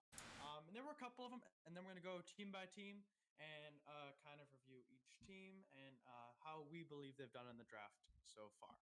So, without further ado, let's kick it off. So, some major picks. Obviously, let's start off with Tyler Johnson, as I think that is the biggest name that has been picked so far. Connor, take it away. Yeah, absolute steal there. A lot of people had him in arguably top 10 receivers in the draft. Bounty talent, huge upside. Best pure slot receiver. Colin Johnson, I think that's another steal. Yeah, another wide receiver that went out of Texas. Bryce Hall was taken by the Jets. I think that's a very good pick. That was an amazing pick. I think that's the best thing they've done with that pick. They Yeah. got a corner. They filled a huge need. Got a big steal. Everything worked out for the. You gotta hope he's not injured, but I doubt it because he was cleared at the combine. I think it's a good steal. Patriots take a That's the kicker. steal of the draft. Patriots take the kicker that won the combine field goal competition. And they traded up for him too. They traded up for him. No, they did not. That was part of their. Was that part of? Was that part of? That was part of their trade up before with the Raiders. For punter Jake Bailey, but this year taking a kicker in round 5, pretty similar strategy. I mean, I think that's a good pick. Most people have him maybe like the 6th, 7th, 8th kicker in the draft actually. But he did win a field goal competition. He has that mentality. He wants to do anything he can to be a better kicker, anything he can to do whatever he can for a team. I think that's the type of mentality that Belichick just likes out of his players. I think it's a very underrated name, but I do think they could have gotten Verwasser in round 6 as opposed to round 5. Yeah. I think that, quarterback or a nose tackle there. But a very interesting pick nonetheless. And those are kind of the big names that have been picked. Did we cover all of them? I think one underrated pick though, Jacksonville Jaguars took safety Daniel Thomas that fills a big need, and I think he was one of the best safeties left. Yeah, and he had a great combine. Jason Strobridge going to the Dolphins. I felt like was a good pick. Get a good D tackle. They got Also Curtis Weaver. Yeah, great D line additions for the Bengals here. Just been. And the Dolphins. Yeah, sorry, the Dolphins. Solid pickups overall. Back-to-back guards go earlier to the Colts and Giants. And a couple other O-linemen through the draft still no. Prince Tega, which I assume people are still scared of injury, but I'd still say that it's too much value to pass up at this point in the draft. Yeah, honestly.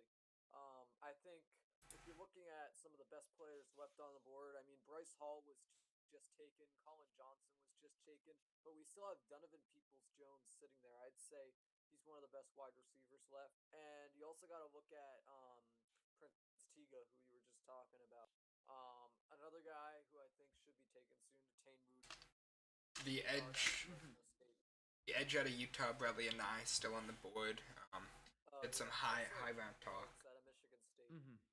Still there. He'll probably be a a late 5th rounder or 6th rounder. And then Hunter Bryant, the tight end out of Washington. And it's interesting to see Fromm and Anthony Gordon still on the board. Two solid backups. I would not be surprised to see the Pats take a QB for at this point. If they don't get Fromm, maybe they go for Nate Stanley or Anthony Gordon, one of those guys. Possibly Josh Love. Could be a third. Oh yeah, possibly Josh Love. Maybe Benny is actually right. Maybe that'll be our 7th round pick. It's very possible.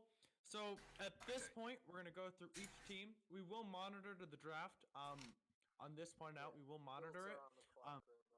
But the focus now is just to kind of review the teams. We're not gonna rank them, but we will give our analysis of whether Who took Fromm? The Bills. Oh, that's interesting. So the Bills, Surprised by that pick. the Bills and the Jets both took backup quarterbacks. Just trying to steal him away from the Patriots. The Bills one because they were trying to build around Josh Allen, and now they take Jake Fromm in there. Start with, Not a great pick, honestly. start with the Bengals. Over number one pick in the draft, took Joe Burrow as everyone expected. Then with their first pick in the second round, taking T. Higgins, wide receiver out of Clemson. That was a good pick. And then through the third and the fourth, they picked back-to-back linebackers in Logan Wilson and Akeem Davis. And then finally, just this round, they took an edge rusher in Khalid Kareem. I think the Bengals did a great job this draft. I wouldn't say they were one of the best teams, but I think they did a really solid job. I think they missed a huge gap in not taking an O lineman yet. Yeah, yeah. They should take advantage of Prince Tiga's fall. Maybe take him at the start of the 6th round. Yeah. All they I have mean, in the draft is their original picks. I don't. They drafted a wide receiver, which I don't think they needed to do. It was a good pick, good value pick for T. Higgins It was there. a good value pick. Generally though, the Bengals, I think I think they outperformed maybe what some people thought. Obviously that miss on the offensive lineman so far has hurt them. And But can't go wrong with Joe Burrow.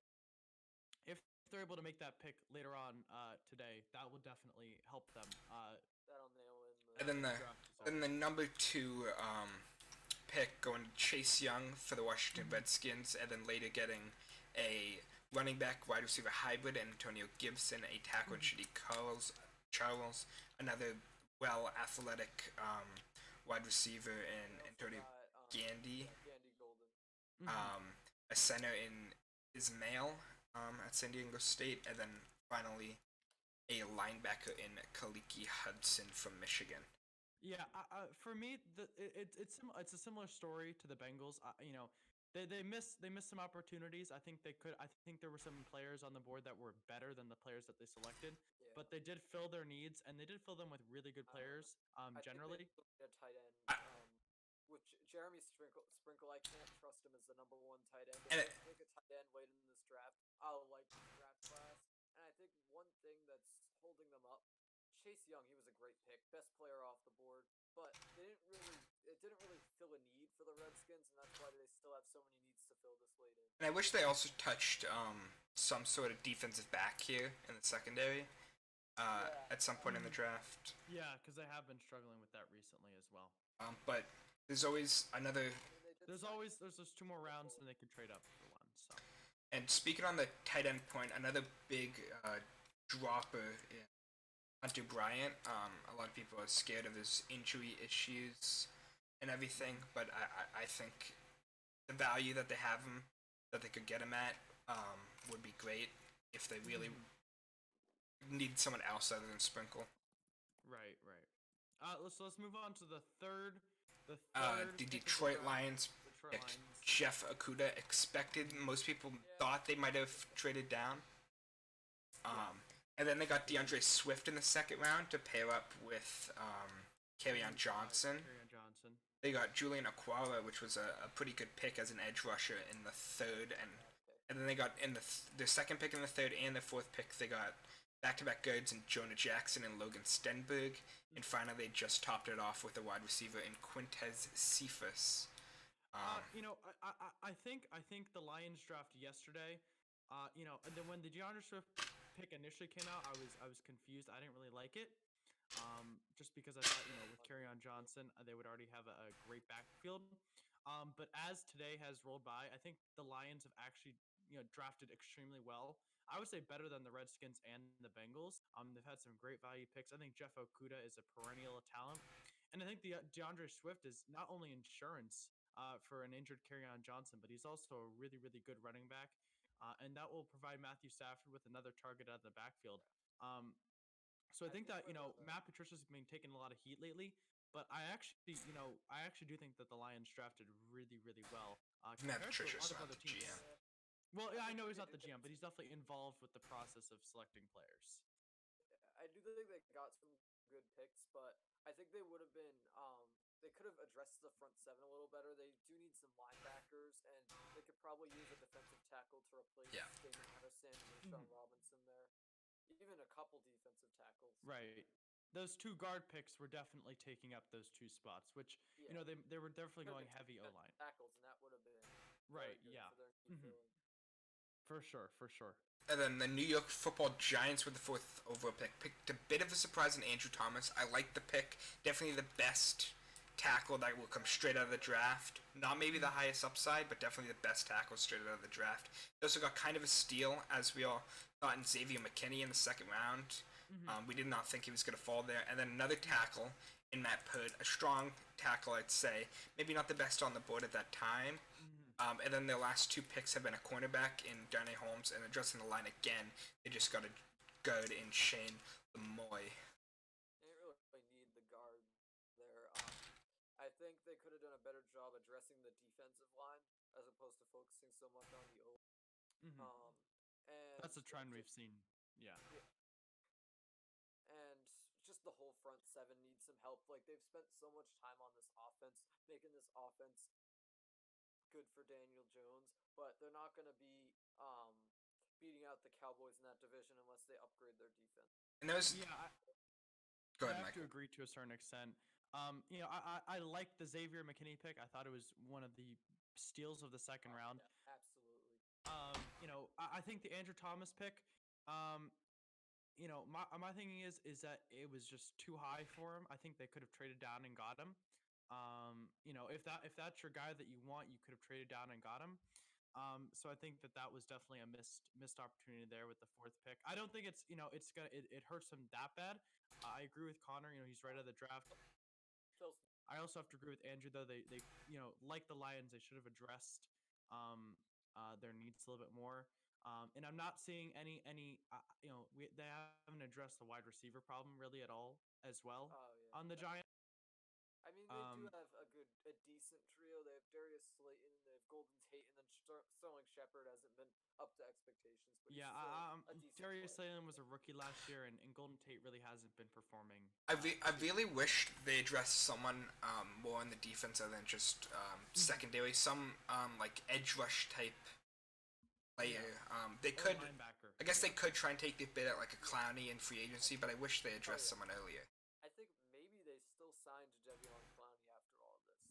Yeah, that definitely could be it. Once the price goes down, that could be a great landing spot for Clowney. Maybe that's what the Giants are banking on, and that's why they haven't taken a big edge. It's possible. And then with the 5th overall pick, the Miami Dolphins get their quarterback, tank for Tua, get Tua Tagovailoa, the quarterback from Alabama. Miami's draft so far, it's Tua was obviously the right pick. It was a great pick. I think it's going to work out really well. But their other picks have been at pick 18, they get Austin Jackson, a tackle from USC, a bit of a reach. At pick 30, they get Noah Igbenogene, a cornerback from Auburn, also I'd say a big of a reach. And their early 2nd round pick was Robert Hunt, another tackle, who somewhat played good too. I'd say there were better prospects out there. Raekwon Davis. One thing I can compliment the Dolphins for is they did a great job filling their needs. I mean, they could get a little bit more on the offense around Tua, like skill position players, running backs, wide receivers, tight ends, but they got good O linemen. They got a good safety. They went heavy O line. Yeah. Obviously, I think that they could have done a better job. But it could have come down to scheme and personality fits at that point. And for the reason why they picked Austin Jackson over some other higher rated cornerbacks. They heavily addressed the D line in the later rounds. They took Raekwon Davis in the 2nd, which I thought there were better prospects like Gallimore out there still, but they got their D tackle. And then they higher around Raekwon Davis the most, but I feel like definitely that was decent value at the very least for the Miami Dolphins. And with the 2 5th round picks, they took defensive edge and D tackles Strobridge out of UNC and Curtis Weaver out of Boise State. The Weaver is definitely a steal in the draft. And then, as you mentioned, the safety Brandon Jones from Texas, and then they got another lineman in a Solomon Kinley guard from Georgia, along with the other Georgia lineman that made up probably the best O-line in football last year. Yeah. Generally a decent draft. I feel like they could have done more, the Dolphins, with the amount of picks that they had. But no, it wasn't a bad draft for them. I think they had room to improve, but I think they did a decent job. The fact that they took Tua and for Justin Herbert, even though there was all that talk about Tua's injuries. I think that makes their draft even better because I think Tua's going to have Definitely. much more upside. And I be a much agree. better 100%. player than Herbert. That's true. We do have to give. And speaking of Justin Herbert, he goes 6 overall right after the Los Angeles Chargers. Get him, and then only had a second first-round pick, which they traded with the Patriots. He got Kenneth Murray, the linebacker out of Oklahoma, after to get ahead of the teams that really needed a linebacker, like the Saints.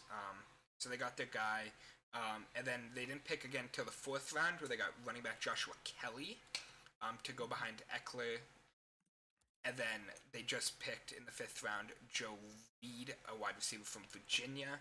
I think they were better talent than Joe Reed at that point. Yeah. I think that could have been a perfect. You could have taken Donovan Jones or Tyler Johnson. Yeah, I think Tyler Johnson would have been a great fit there. I'm certainly glad the Buccaneers got him because he is a great steal. But I think he could have gone I think early. out of the teams we've talked about so far, the Chargers probably have had the weakest draft. But I think that's mostly because none of us really are too big on Justin Herbert. Exactly. Yeah, I think that's part of it. They haven't addressed the offensive line. Yeah, definitely. They did pick up offensive line in the offseason, but I still wish they'd get someone. Right tackle. And I hope they touch tight end because Hunter Henry only has 1 year left on his deal, and Green there as a second tight end. I assume they want to re-sign Hunter Henry, but if they don't offer him enough, then you never know. With the 7th overall pick, the Carolina Panthers select Derek Brown out of Auburn, the D-tackle. Fills a need. They need a D-tackle. Some people think they could have gone Isaiah Simmons there just because he was better, but then they addressed safety linebacker later with Jeremy Chin in the 2nd, along with their other 2nd-round pick, Yetur Gross-Matos, the edge that dropped out of the 1st round. I think their first 3 picks were very strong, and then they got Troy Pride, a really good cornerback in the 4th round. I really like this Carolina Panthers draft. They addressed all of their major needs. Yeah, it's a glaring holes headed into the season. No, there's a lack of real flashy star players there. Right, but I feel like they, even though they didn't get any flashy star players, I think that Carolina, out of the draft boards we talked about, they've had the best one so far. Yeah, they definitely strengthened the defense strong. I wish they did something to add to their offense because their offense is seemingly weak in my opinion here. I hope they address that with the receiver later on in this draft. But they took care of their defensive needs, which I think is incredibly important. I think that they've done a nice job. Underrated. I think they've done a nice job. Yeah. I agree there.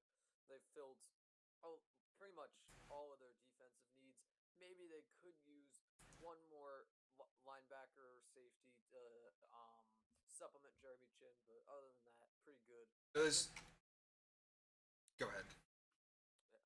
I think they might have been better off with Isaiah Simmons, but it's still a good draft.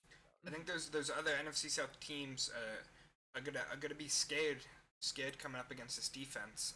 Right. Yeah. Because they're all fairly offensive heavy teams. It's really filled in, like. Yeah, it's really feeling like a real defense. Yeah.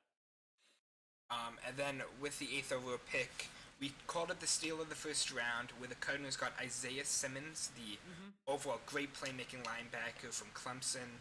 And then in the 2nd round, in the 3rd round, they got the 1st round talent in Josh Jones, and then went with back-to-back D tackles and Lucky Fotu, kind of a longer play guy, and then Rashad Lawrence, kind of a play now type of player. I really like the Cardinals draft. They haven't had that many picks, but I think the Isaiah Simmons was. I think it was an absolute steal. I think that alone makes them at one of the top draft boards of this year. Just being able to get Isaiah Simmons at that place, and then Josh Jones, an incredible tackle in the 3rd round. Really, really solid job by Cliff Kingsbury and the Arizona front office. Kudos to them. I think this might be one of the best drafts in a very, very long time for the Cardinals, which is definitely in due time.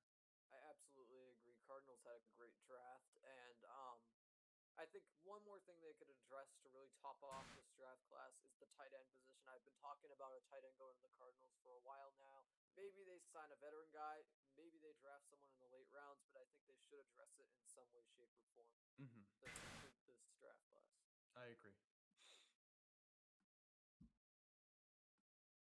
And then the The ninth pick went to the Jacksonville Jaguars, who took the clear second best cornerback. As the cornerbacks have been debated where they should go so far, but they took the clear second best, maybe the first best, in C.J. Henderson, and then got a strong pick in Kayvon Chaisson at the 20, and then kind of a lot of people were high on Laviska Shenault. He has injury issues, but other than that, he's a great wide receiver with the second round pick. And the third, they took a D tackle in Devon Hamilton. We kind of said they'll probably better. Probably better people available. In the fourth round, they addressed many leads. They got Ben Birch, the classic smoothie king from the combine at tackle. They got Josiah Scott, a cornerback out of Michigan State, which was a decent pick. We kind of agreed that take the risk on Bryce Hall, even though he's injuries, something like that. And they also got Shaquille Quarterman, the linebacker from Miami, which I think was a good pick. And then the fifth, they got a safety in Dana Thomas and just got a receiver in Colin Johnson. Yeah, when we talk about the Jaguars, I think I see it as a very similar draft to the Panthers. You're not getting the flashy players that you're going to get, but you're checking off the box that they needed to check off. And the Jaguars had a lot of them. And while I don't think it was as good as the Panthers, because I think the Panthers did a better job of selecting talents that were under the radar and taking them like first round talents. I do think that the Jaguars did a nice job of filling the needs. And while they might not have made the best pick in every scenario, they did make a good pick in every scenario. They never missed on a pick. And they had a lot to fill, and they really covered all their bases. They addressed both offense and defense. They addressed the line. They addressed the linebacking core. They did everything right, and that's something that we haven't seen out of the Jaguars in actually a very long time. Their defense was dismantled. I like the Jaguars. I don't love it, but I think they did a really good job, and I think people won't see that now. But maybe in a year after the season's over, they'll be like, well, they did a really, really nice job in the draft. So. Yeah. Getting into the late rounds, even if Leonard Fournette is going to stay there in Jacksonville, I think they should take another running back in case Fournette wants out at some point. And maybe a quarterback as some insurance for Minshew. They don't really have a good backup QB there. With the 10th overall pick, the Cleveland Browns went Jedrick Wills, most people's number one tackle in the draft. And then they got some great role-filling needs in Grant Delpit in the second at safety, Jordan Elliott at D tackle in the third, along with Jacob Phillips at linebacker. Then in the fourth, they got Harrison Bryant, a tight end out of Florida Atlantic, arguably most people's tight end too. And then just in the fifth round, they got Nick Harris, a center out of Washington. Yeah, I'm not a huge fan of the Harrison Bryant pick, just because of their other tight ends on the team, Austin Hooper and David Njoku. But generally, their draft was really solid. No mistakes. Just I wish they got a wide receiver 3, which they can still address with the round 6 pick. Yeah. They still have a lot of. They still have some picks left. One pick, yeah. But I like it. I think look, the Browns, Jaguars have been known for making lots of mistakes in the past, in the draft especially. So I really like this, and I think that the front office, look, they're not flashy, but hey, they're filling their needs. They're making their offensive line a lot better. Giving Baker Mayfield that time to develop in the pocket and really go through his reads. So my thoughts are just really solid by these first 10 teams. None of them really missed too much. I'd say the Giants missed probably the most, but even then it wasn't that bad. I thought it was decent. I got a bit of news right now that 49ers receiver Marquise Goodwin was traded to the Philadelphia Eagles. Wow. That's a nice trade. That's a good trade for the Eagles, depending on what they gave up. But now Jeffrey and Jackson will be supplemented by not only Jalen Reagor, but also Marquise Goodwin. I really like that fit. And they also something tells me Alshon Jeffrey might be traded before the end of the day. And they also just got a wide receiver in the 5th round, which we'll get to when we get to them. They got John Hightower. Yeah. One of Josh Love's wide receivers. Next with the New York Football Jets, they get another tackle in Mekhi Becton, a high upside tackle, but had some drug issues and other issues that teams might not have won them for. We agreed a big steal in Denzel Mims with a late second-round pick. In the third, they got a safety in Ashton Davis and an edge in Jabari Zanuga, which were kind of reaches, but they filled roles. In the fourth, they got wide receiver LaMichael Perrin. Quarterback James Morgan was a bit of a surprise, and then a center in Cameron Clark, and then finally they got a huge steal in Bryce Hall, the quarterback in the fifth round, who has injury issues, but still his value is too high to let go down to the fifth. Right. When I look at this draft, I look at it and I see a lot of hot and cold picks. I When you agree. look at the Denzel Mims pick and the Mekhi Becton and the Bryce Hall pick, I think those are like A pluses. Like for when they got him, and Denzel Mims stud, Bryce Hall stud. I think Mekhi Becton, we talked about his drug issues, but I really think he has a lot of upside, and he's going to be a really solid pick. I think the other receiver that they picked, LaMichael, he's a solid receiver. I think he's going to provide some depth to a team that desperately needs it. But when that's the hot, but the cold. I mean, James Morgan is not the pick that you want to make. I think it's a waste. It's just a waste of a pick. And they don't know where they're going. With a very I, confusing pick. I think that I think they had some incredible picks, and I think that they had some lackluster picks. I think they could have done a better job. I wish they got another receiver on top of Mims. I feel like they still need a third guy there. I don't know. I think overall they did a pretty good job filling their needs. They got a One good thing- steals. Maybe instead of a wide receiver in the late rounds, they could go tight end. That's what I'm thinking. Mm-hmm. Maybe an interior lineman could help them too. And with the 12th overall pick, a big surprise is Las Vegas Raiders go with Henry Ruggs III as the first wide receiver over, which most people had the wide receiver 3. Gruden saw this young, speedy guy. He knew he had to have him. At the 19th pick, another bit of a reach with Damon Arnett.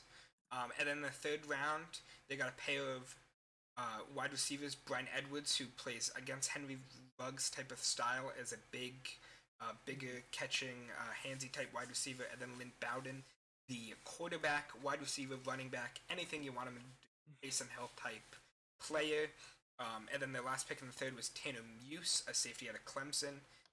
In the fourth round, they addressed line with John Simpson, a good guard out of Clemson, and then cornerback again with Amik Robertson, who I think was somewhat of a steal at that point. Bryce Hill was still on the board, but Amik Robinson was also a fairly good pick out of Louisiana Tech, the quarterback. Mm-hmm. The Raiders draft. Look, I don't think a lot of people are huge fans of it, and I'm not a huge fan of it either. But I know John Gruden is, and John Gruden has Definitely. a very specific way that he drafts. And to be honest, look, he's done a great job drafting. He's looking for something specific when he drafts, so he's not going for best overall talent. He's not even going for a specific, like best overall talent in that position. He's going for someone who he really likes and really specific.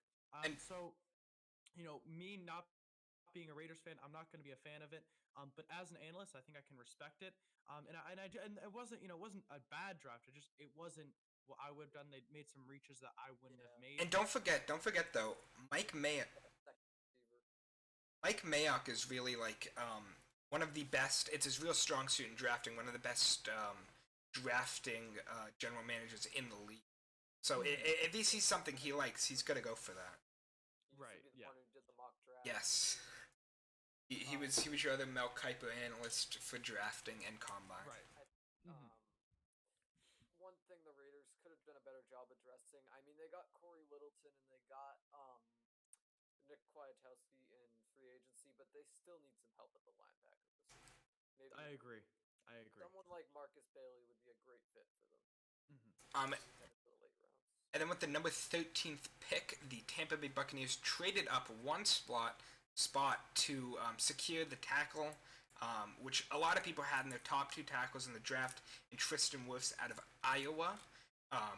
They also, in the second round, got one of the higher upside safeties to add to their fairly weak safety core in Tony Winfield. And in the third round, they addressed their lack of a number 2 running back in Keyshawn Vaughn. And then finally, in the 5th round, they got an absolute steal as a 3rd or 4th wide receiver in Tyler Johnson out of Minnesota. The only team so far to take any players out of Minnesota in 2 in Antonio Antonio Winfield and Tyler Johnson. I like You know, that draft. Go look, Gophers! I like the Bucks draft. I really do. The one criticism I would have is I wish they had drafted a running back a little bit earlier. I think that the way that the running backs went off in day two, I think Vaughn. Look, nothing against Vaughn. I think he's good, but I think that they could have traded up, not that far up, and they could have gotten like someone. I think J.K. Dobbin. J.K. I think Dobbins was following. I think the Buccaneers would have been a great fit for him. He could right. have been the lead back even there over Mhm. Ronald Jones. Yeah, I think taking more of a third down role. I think that that's a little bit of a missed opportunity, but that's really it. I think the Wirfs pick was incredible. The Winfield pick was stellar. The Bucks, already were looking incredible before the draft. They addressed the offensive line. They addressed the running back. I think They addressed the safety. I love it. I think the Bucks did a great job. Yeah. I hope they addressed For them to be contenders. another tackle or guard in the rest of the draft. Maybe Yes, capitalize I agree. on Prince Taga's fall. Guard. Could be interesting. Or yeah, a guard there. But other than that, That LSU, I like his value. a fairly good draft for the Buccaneers. With the 14th pick, the San Francisco 49ers traded down one pick and still got a strong defensive tackle to replace their losses in Javon Kinlaw. They got a high up wide receiver in Brendan Ayuk in the first round. And finally, all the way down in the 5th round, they got Colton McKivitz, a tackle out of West Virginia. The first round, I believe, traded up for Ayuk. Yeah. The 49ers draft, there's not I mean they haven't made many picks. The Ayuk pick I'm not a big fan of. I like Ayuk's value. I think he's going to be one of the better wide receivers in this draft. I'm not sure how to feel about it. One thing that one complaint with this 49ers draft, they really could use a number 2 corner across from Richard Sherman, and they have not addressed that.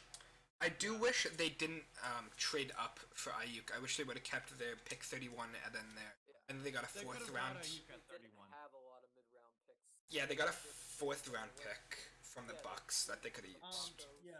And I like the Kinlaw pick. I think it was a good pick. He's definitely one of the top DNs, but he's not. Especially Yeah. trade down and still get Kinlaw. That's big. So not much to say because there weren't that many picks, but a decent job. It's not up there with the Bucks or the Panthers, I would say, or the Cardinals, but it was all right. Next pick at number 15, the Denver Broncos go Jerry Jeudy, a receiver, and they really are stacking up this offense around Drew Lock. With Jerry Jeudy at 15, and then KJ Hamler at 46, both wide receivers. And then they addressed in the 3rd round Lloyd Kushmer at center, along with a cornerback in Jamet Mudia.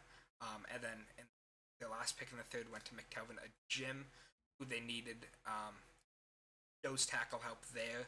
And then finally, they got Albert O, the star tight end of the combine, just to help out their offense more. Yeah. My things with the Broncos draft is I love it. I think it's great. They really help the offense. My one criticism though is I don't know if you need 2 wide receivers and a tight end, to add on to what they already have. I think that they could have gotten away with just taking 2 wide receivers or a wide receiver and a tight end. But I don't, I don't think it's I don't I'm not I think that they could have gotten away with it, but I think that taking 2 tight ends or taking 2 wide receivers and a tight end is fine. I love all the rest of the picks. I think the Broncos are looking really, really solid for next year. Yeah. I love that Jerry Jeudy pick. It's a great fit for him.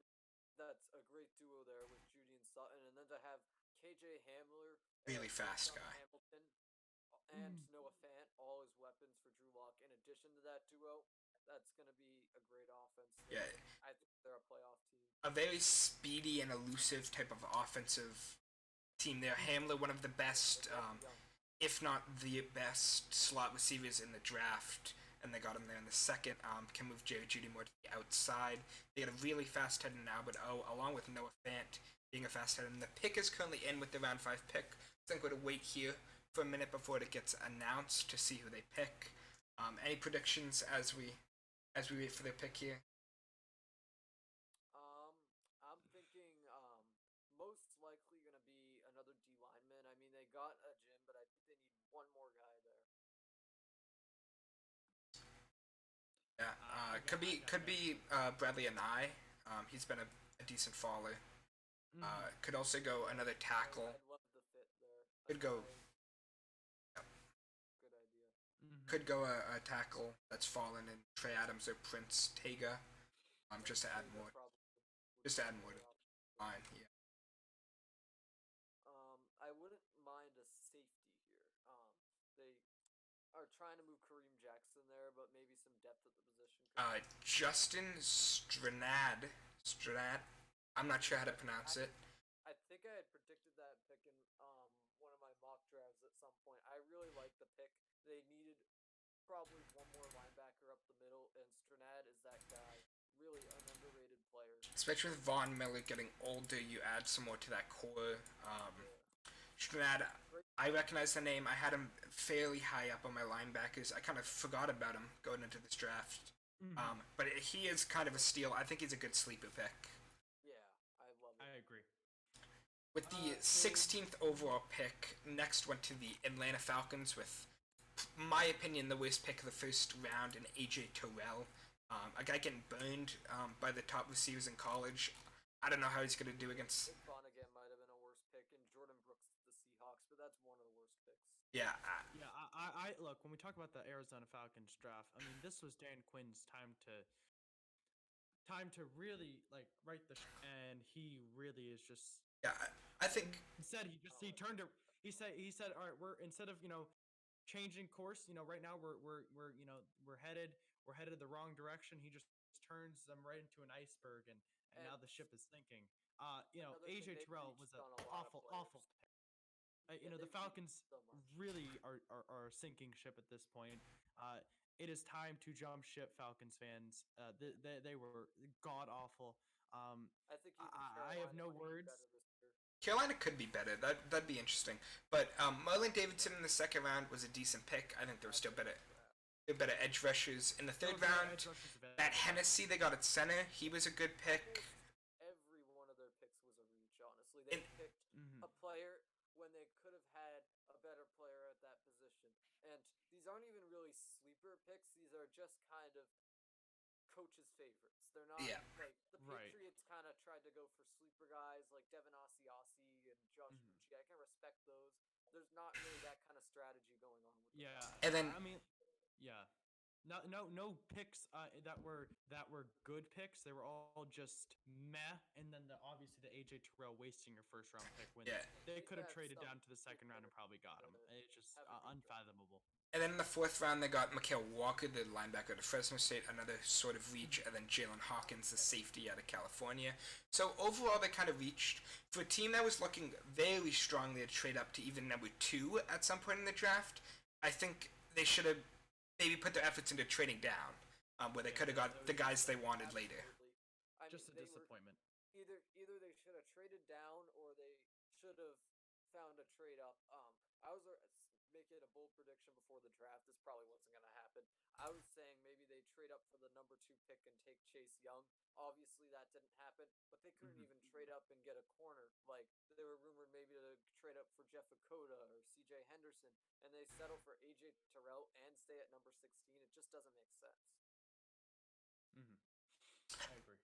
And then with your 17th pick in the NFL draft was the biggest steal of the third round for a lot of people in your Dallas Cowboys taking CeeDee Lamb, a big drop off in receiver, who many thought was the number 1 receiver in the draft. They get him at 17, and then another 2 huge steals in round 2. Pick 19 with Trevon Diggs, which was better than a couple of the cornerbacks taken in the first round.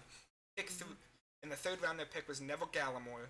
And they got another steal later on in Tyler Biadasz. And they just got another huge steal right this second as they got Bradley Anai with the last pick in the 5th round. And let's not forget, in the 4th round, Reggie Robinson, the second out of Tulsa. Yeah. That was probably their weak point, but let me talk about the Cowboys because a lot of people, before the draft started, Jerry Jones was going to be the one running the show. And well, I thought that this is going to be an absolute disaster for the team. I honestly thought that the Cowboys, how bad that they've been, in the last season with going 8-8 with that team, I thought it was going to be the same sort of story. And I will tell you, I was completely fucking wrong. This is the best draft this is the best draft probably Profanity. I've seen from the Cowboys ever. The people that they drafted and where they drafted were incredible. I give all my credit to Jerry Jones. He really figured it out. Not only did he pick good players, he picked good players at positions that they could have been picked way higher. CeeDee Lamb was probably the number one receiver at the draft, and he got him at 17. I And, love he by the Cowboys. he made some great picks. He not only did he make great picks, but he filled the needs of his team. This is the draft that all drafts should be modeled after. Incredible, really, really. Yeah, incredible. One more need they could fill headed into the late rounds. It would really put the cherry on top here. Either tight end or safety. I think those are two positions they could still address. Other than that, unbelievable draft. One of the best in the league. I think Cardinals and Cowboys are up there for some of the best drafts. Yeah, they got. I'm looking at teams like the Falcons for some of the worst. They got one late mid round 7 talent. I don't know if how many tight ends would still be on the board, but there could still be some with people like Bryant dropping so far from injury. I think Thaddeus Moss could be there, and I think Jerry Jones could pull the trigger on him. With the 18th Thaddeus Moss might go undrafted because it was injury issues.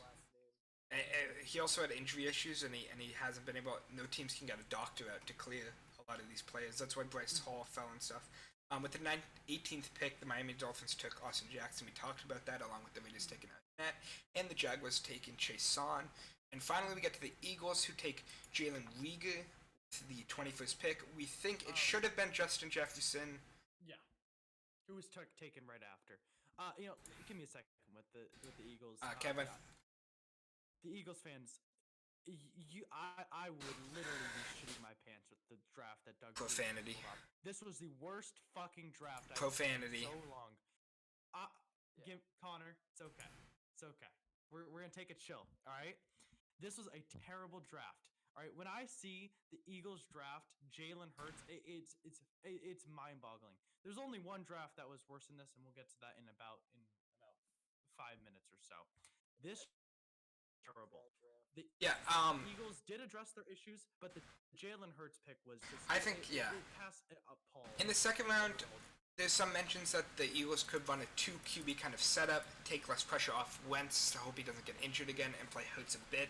Have like both QBs play a bit in each game, which could be interesting. I still think it's a reach for them, and it shouldn't have been a pick. In the third round, they got Davion Taylor. There were better linebackers available. In the fourth round, Kayvon Wallace, I think, was a good pick, and Jack Driscoll, can play tackle or good. It was a good pick, and they just traded for Marquise Goodwin, and drafted John Hightower to fill three new receivers with the loss of Aguilar and just their receiving core being very injury prone beforehand. So I think they filled their need at receiver fairly well. I think they didn't take Justin Jefferson because they just traded for Goodwin. I still think you could have taken someone other than Reagor. In my opinion, I think the Hurts pick is just.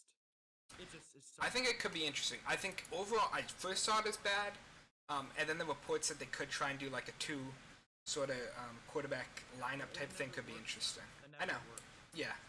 We'll see how it works. I don't know. I hate it. I hate it. Absolutely, I hate it. The 20. I just want to point out 2 steals that just happened in round 6 here. Bengals got a tackle, Hakeem Adeniji, out of Kansas, and the Broncos got Natanguchi, a guard out of. I like the guard pick. Guys we've been talking about who have continued to fall.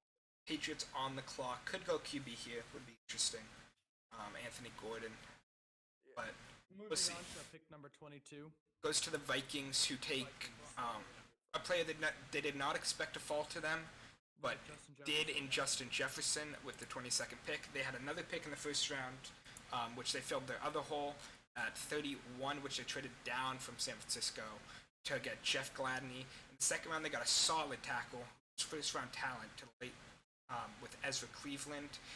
In the third round, they got a scary prospect that could work out or could not.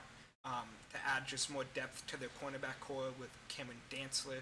The fourth, they got a couple of steals, I think, in James Lynch, Troy Dye, but they also got edge rusher DJ Wanham, which was a bit of a surprise in the early fourth. In the fifth, they got cornerback Harrison Hand.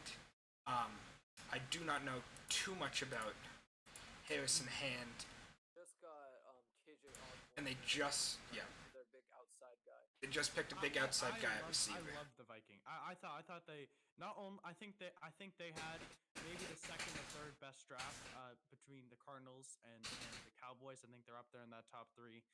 Not only did they address their needs, They got but solid. but they players also too. drafted really good players that are both flashy and they drafted wide receivers and they drafted really good tackles. They really covered all their bases. They drafted D tackles, which they needed. I'd like to see them draft one more.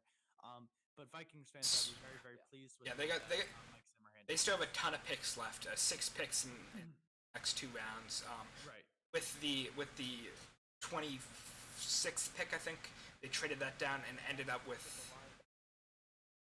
a big linebacker, big need for the Patriots. But they traded. A bit of a reach once again. The Vikings traded their first round pick and then ended up with Jeff Gladney and a big outside receiver that they needed in KJ Osborne. I think that was a great trade. I think the drafts turned out well for the Vikings. I really do. With the 23rd overall pick, the Chargers traded up with the Patriots to get Kenneth Murray over the teams that needed linebackers. And then at the 24th pick, the Saints, who probably in many minds would have taken Kenneth Murray, instead went for the best center in the draft in a Cesar Ruiz in the first round. In the second round, they filled their need at linebacker or in the third round, sorry, they filled their need with linebacker with one of the biggest fallers, in our opinions, in Zach Bond. And then late in the third round, they got Adam Trotman, arguably one of the best tight ends in the draft. Yeah, I like the Saints draft. I think the Cesar Ruiz, they didn't really need a center. The Bond pick was really, really good. Great value. I think it was probably the steal of the third round. I like it. It's solid. It's not anything spectacular, but it's really good. For not having picks going into this round, they filled the big need they had at linebacker, and they added depth to both their tight end and center positions, especially with the looming.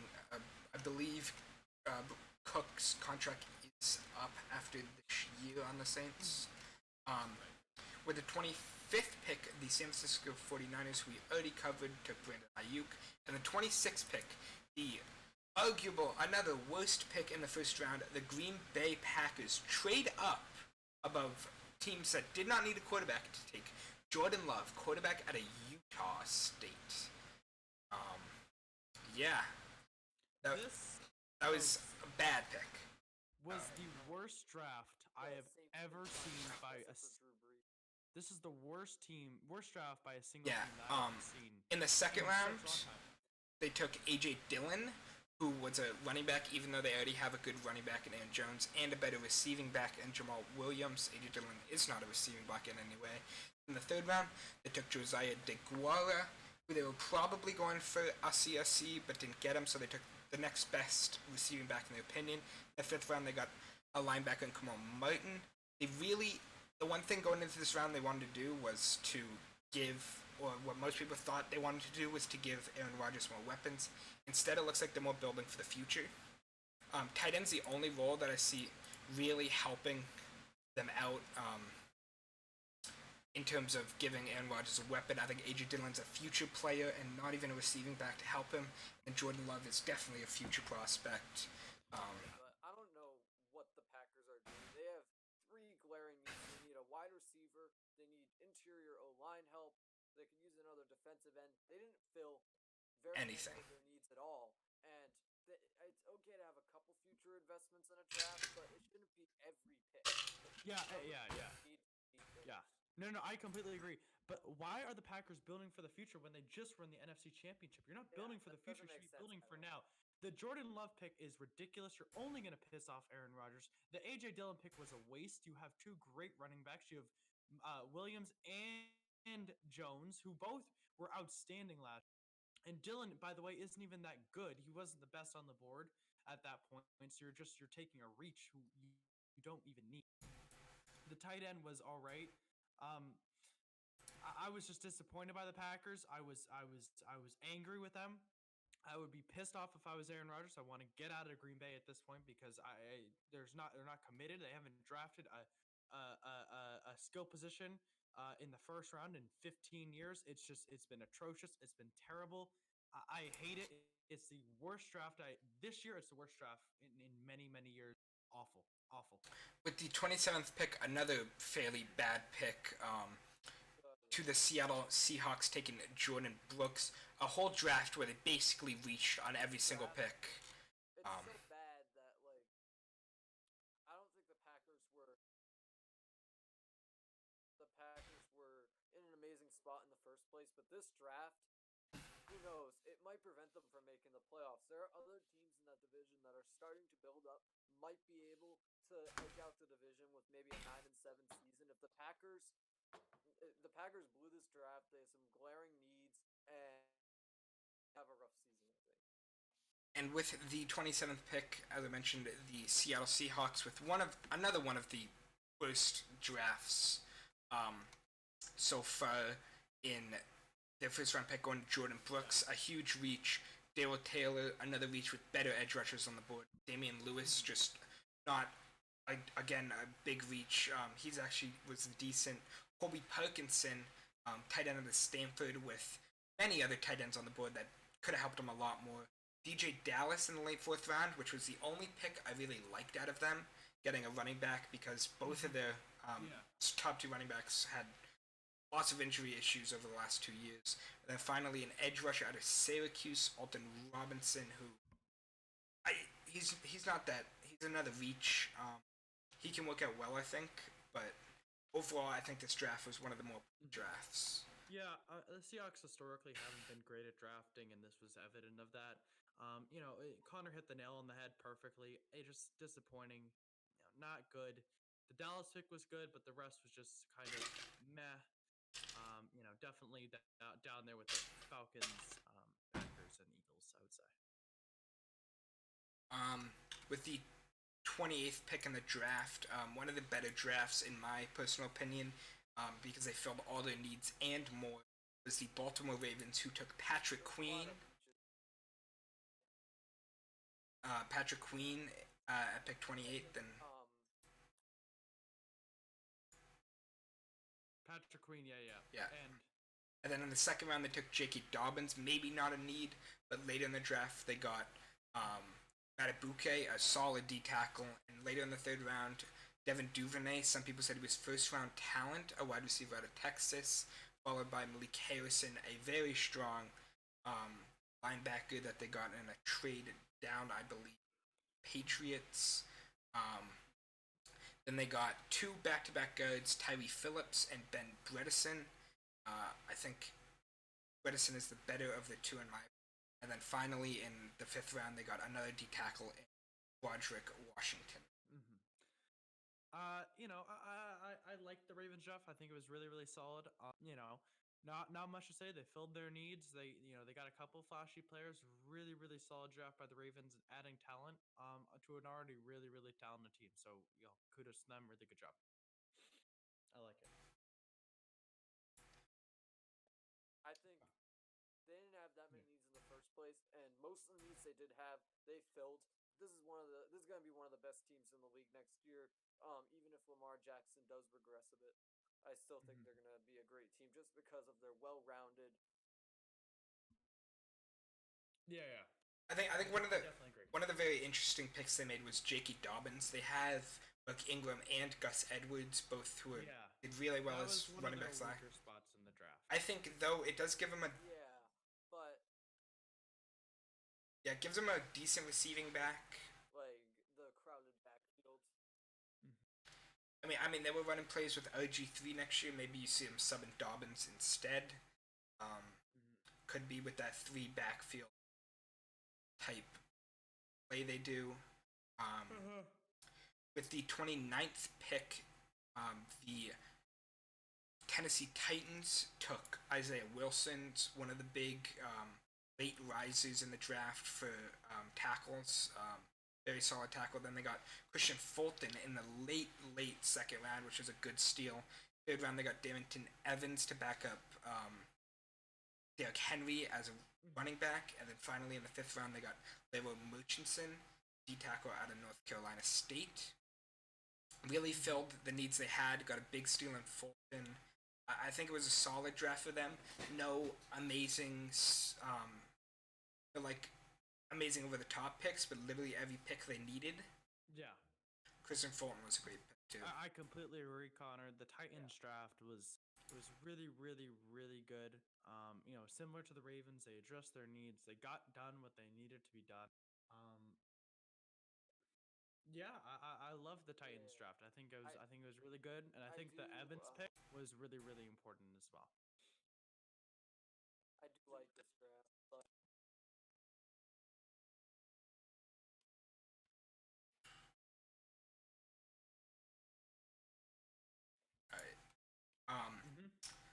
With the 30th pick, the Dolphins selected Noah Nogene. Talked about finally the Kings got a good pick in Jeff Gladney, and then final pick in the first round, the Kansas City. He's way out in free agency, but other than that, they filled most of their needs. I think that's something they can look for in round 6 and 7, inside linebacker. But other than that, pretty good draft. Yep. And then with the final pick in the first round, Kansas City Chiefs took Clyde Edwards-Helaire, the big receiving back, scheme fit to them, running back out of LSU. Kansas City overall, I think, filled needs, but also got some really, really good picks, adding Willie Gay in the second round, which I think was a good pick there, adding Lucas Niang in the third, who probably was more of a second round talent.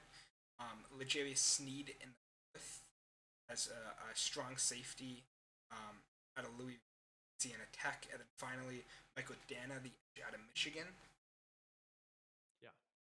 Yeah, I think the Chiefs draft was really good. I think it's very similar to the Titans and the Ravens. I think they addressed their needs. I think they got a couple players that were better than the pick that they got them with. Not by that I mean I think some players fell to them, and they souped them right up. I like the Clyde Edwards pick. I think they did a nice job. Just similar to the Ravens and Titans, really, really good job. Nothing spectacular, but solid job. I think one thing I would have liked them see rather than take Jerry Sneed at safety was take Bryce Hall at corner, because they lost Kendall Fuller. They did sign Breland, but I don't know if it fills a big enough hole. A need, yeah. That they lost in Fuller. I concur. Yeah. And then what teams do we have left? Then going on to the second round, with the second pick and their first pick in the draft, Indianapolis Colts went with Pittman. The teams that picked in the second round, like the Colts, we can say. Yeah, the Colts in the second round who got Pittman Jr. I'm not a big fan of the. I think the Colts draft was good. It had some problems. Obviously, I think they drafted Eason. I think that was okay. I think that that's good. I think they could have got him later on. I think the Pittman pick was good. I think it was all right. Nothing special, but I think it was all right. Those are just my thoughts. And then in round 2, they got Jonathan Taylor, the running back out of Wisconsin, definitely a top running back. Round 3, they got Julian Blackman, I think a good sleeper pick in the third. Round 4, they filled a needed quarterback for the future with Jacob Eason, and finally round 5, they got Danny Pinter, a good guard. Dale Ball State. Yeah, for sure. And then who's next? At pick 5 in the second round, the Patriots made their first selection of the draft. One of the most interesting drafts. I don't know yet if it's good or bad. I think most of their picks were reaches. That's kind of how Belichick drafts. Yeah. Like, Michael Pittman at the start of the second round wasn't great value, and then they also Yeah, I like I think the Patriots draft is very similar to the Raiders draft, in a lot of ways, right? If we look at it, I think that when the coach is going to go after someone that they really really like Browns just over got us over in talent. Um, Devin Peoples Jones And round 6 pick. it, Andrew, try to leave the call and rejoin yeah, I because think you're lagging a little you're behind right lagging now. back a little bit. Wanted to point that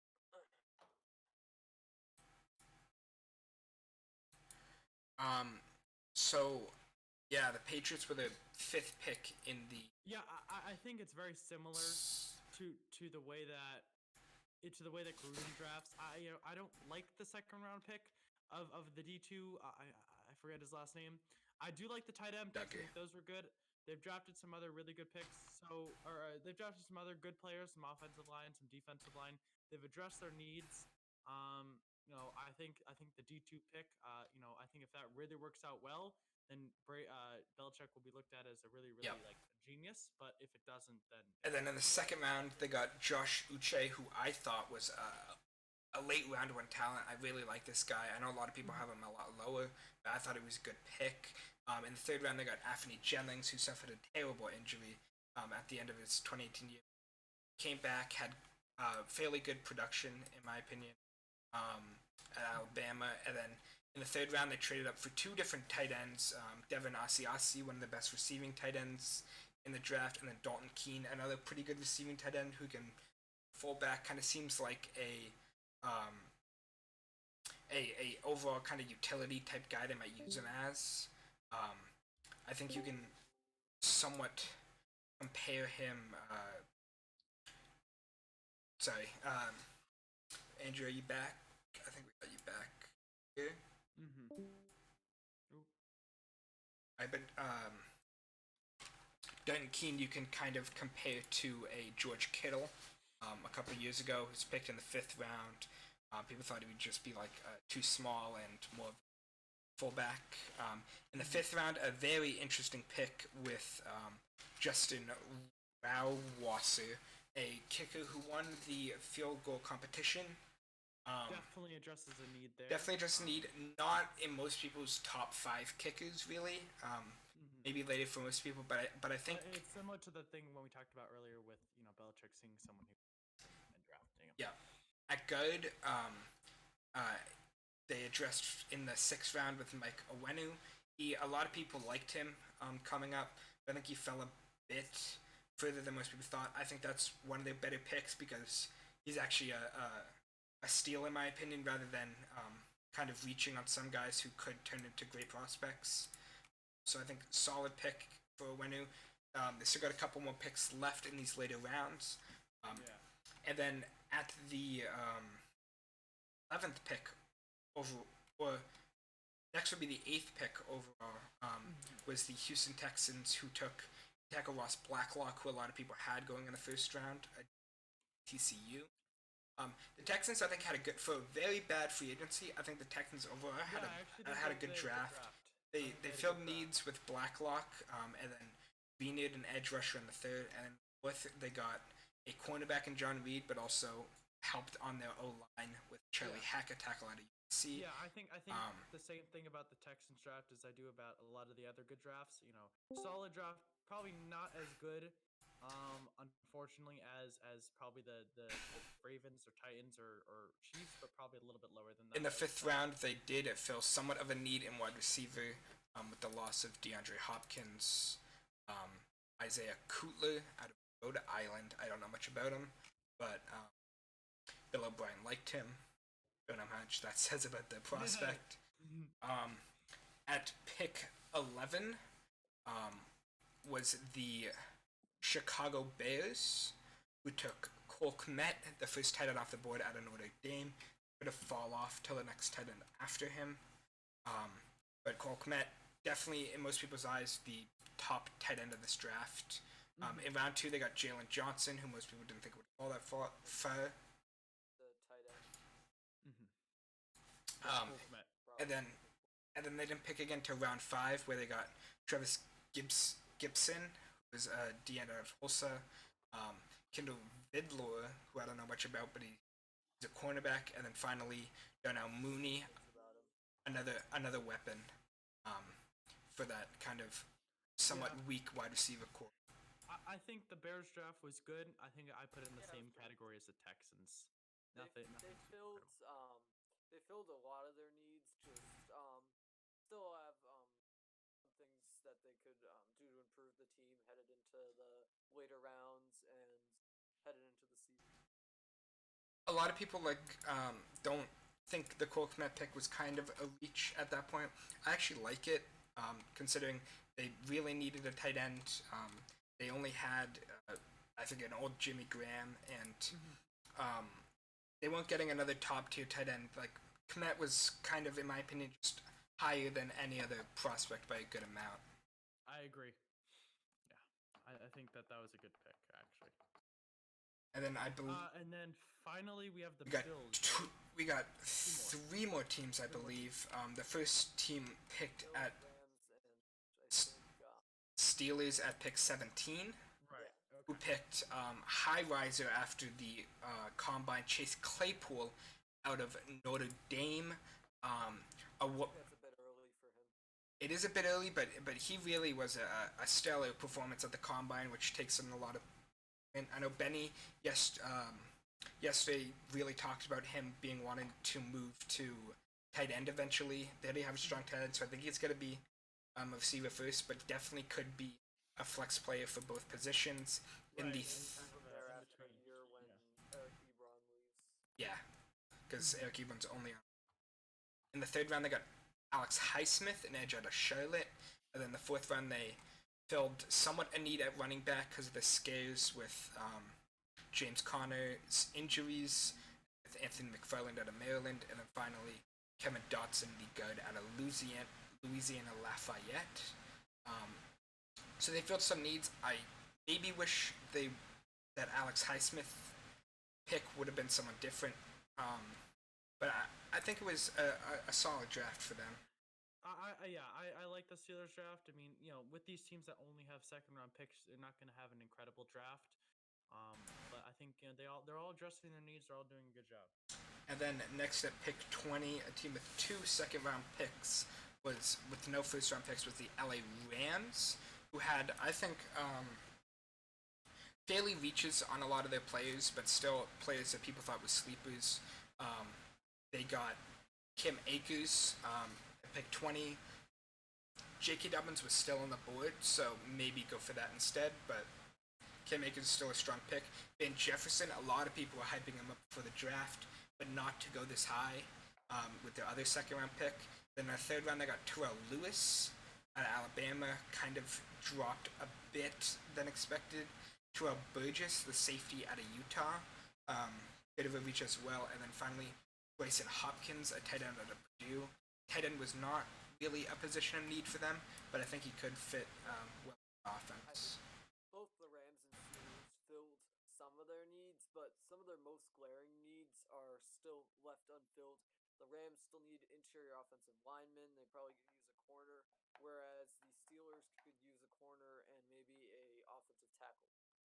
I agree. Yeah, the Rams draft was not as impressive as some of the other I drafts we've think seen. it was okay. Just some of those needs left unfilled is gonna definitely hurt their draft class.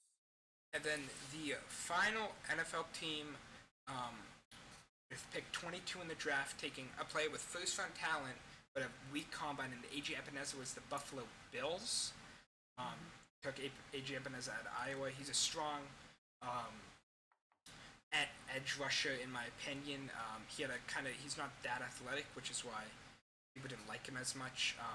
Then they got Zach Moss, a solid running back in the 2nd to complement David Singletary. They got a wide receiver, which isn't as much of a need since they traded for Stephon Diggs, but they got a 4th guy in Gabriel Davis. In round 5, they got Jake Fromm. Maybe there's some questions about Josh Allen.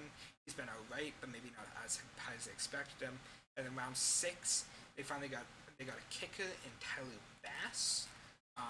probably most people's second kicker in the draft. So solid pick there.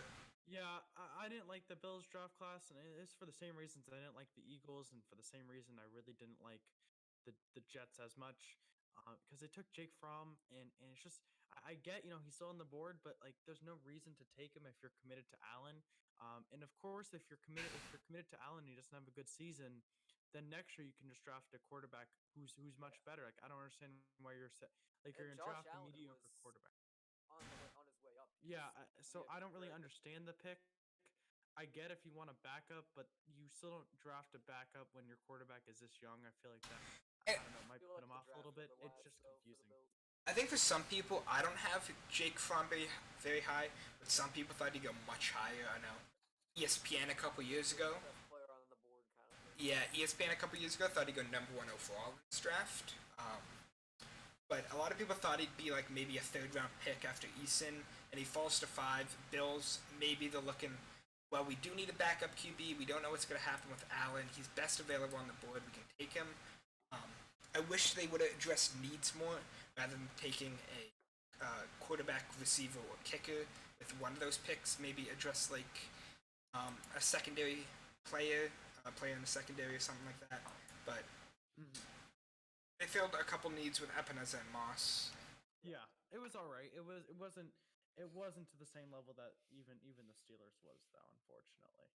Yeah. Actually, I think they did better than the Steelers, but it wasn't at the level of drafts like I think even the Patriots might have had a better draft than the Buffalo Bills. Yeah. Yeah, I think so for sure. They filled their needs despite taking players that were kind of underdogs. So Completely agree. I say we can go do a draft winners and losers so far. Want to do like top 3 at both potentially. Yeah. Um, Yeah, Top we can just three go down the losers. line. I'll go through my top 3. I got my number 1. I'm gonna give it to them Cowboys. We them Cowboys. Who dat? Yeah, no, the Cowboys definitely get my number 1. I hate the Cowboys. I think their fans are gross. I think that they're obnoxious and disgusting. But you know what? Credit where credit's due. Very good job. Number 2, I'm going to give it to the Vikings. I think they did. I think they really did an excellent job. I think they just edge out the Cardinals just because they had more picks and filled more of their needs. But the Cardinals get number 3 because the Isaiah Simmons, and they made a lot of really, really solid picks. Really, really good draft by those 3 teams. I think the Cowboys. There is some gap between the Cowboys and the Vikings, but I think the Vikings and the Cardinals are very close. Following that up, my three least favorite teams. I'm gonna go from third, second, and then worst. So my third worst team. I'm gonna give it to the Eagles. They really disappointed me with their draft. I don't like the Jalen Hurts pick. I just Actually, sorry. They're my second worst. Sorry. Let me restart. My third worst team. There wasn't really any team. I think the Falcons would probably get it. They didn't do a really good job, but there's a big drop between the Falcons and then the Eagles, and then there's a big drop between the Eagles and then the Packers. I think the Eagles, just the Jalen Hurts pick, is the only thing that throws everyone off, but it's a big deal. And then the Packers, for all the reasons that I said earlier, it was awful. I don't know what Matt LaFleur was thinking, but I hope he wasn't sober, because if he's sober and making those decisions, that is a terrible, terrible sign. So Packers fans, I mean, worst draft by far, by far. I guess I'll go next. I think my third best winner. I know I'm a fan, but I will say the Tampa Bay Buccaneers. I think they really filled a bunch of needs. They traded up, got Tristan Wirfs, a lot of people's number 2 tackle on the board. They added a running back, which they needed. A strong safety in Winfield, which they needed. And then I really like the Tyler Johnson pick. Another big winner, in my opinion, the team that traded with the Tampa Bay Buccaneers was the San Francisco 49ers. Maybe not as, like, they basically got rid of 30 mil in cap and then ended up with Kinlaw, Ayuk, They got a tight end. They got an O tackle. They got rid of one of their 5th-round picks and ended up with Trent Williams trade. I think they were a big winner what they did with the draft picks. And then my number one winner, same as Michael, was the Dallas Cowboys, getting CeeDee Lamb with their first overall pick. I think was great. And then everything else they did, they just had best available almost every round, and those best available also really fit their needs. Getting Diggs, getting Gallimore, Wydad's, Ane. I just think it was a great draft by them. My 3 biggest losers, I would say, my number 3 biggest loser, probably the Atlanta Falcons. I did not like the 1st-round pick. I thought it was one of the worst 1st-round picks in AJ Terrell. Then Arlen Davidson, I think, was a solid pick, but I think they reached on Hennessy. And then I did not like the 4th-round picks as much. I thought they were just not the best at their position right there. My number 2 loser will be Green Bay Packers. I agree with Michael that Jordan Love pick was terrible. They seem like they're building for the future, even though they were just one game off of a Super Bowl. And then my number 1 loser, I think, will probably be... I feel like this happens every year, but the Las Vegas Raiders. Just because of the way they draft. I think they got a lot of good players. Similar to like the Patriots draft. I think they reached on almost every single one. Henry Ruggs was not the number 1 wide receiver. Should not have gone at 12. Arnett, I did not think was a top 3 corner. Top 5 really. Lynn Bowden, I think, was a cool pick, but he should not have gone in the 3rd round. Taysom Hill went in like the 6th, 7th, I believe. And he's basically the same player as that. Bryan Edwards, I know they did want a big receiver, but I did not think he was worth a 3rd round pick either. And then the last few picks, I did like the Amik Robinson pick at the end of the 4th, but John Simpson, I wasn't too sure about. I think you could have got a better guard at that point. And then Tanner Muse, I don't know much about. But I think the big thing that another Gruden type style, same with Henry Ruggs, is he had the fastest 40 time, and that could have been why Gruden took him. I think they did need that safety, but I don't think Use is a true safety and can actually stick to any player in this secondary. All right, Andrew.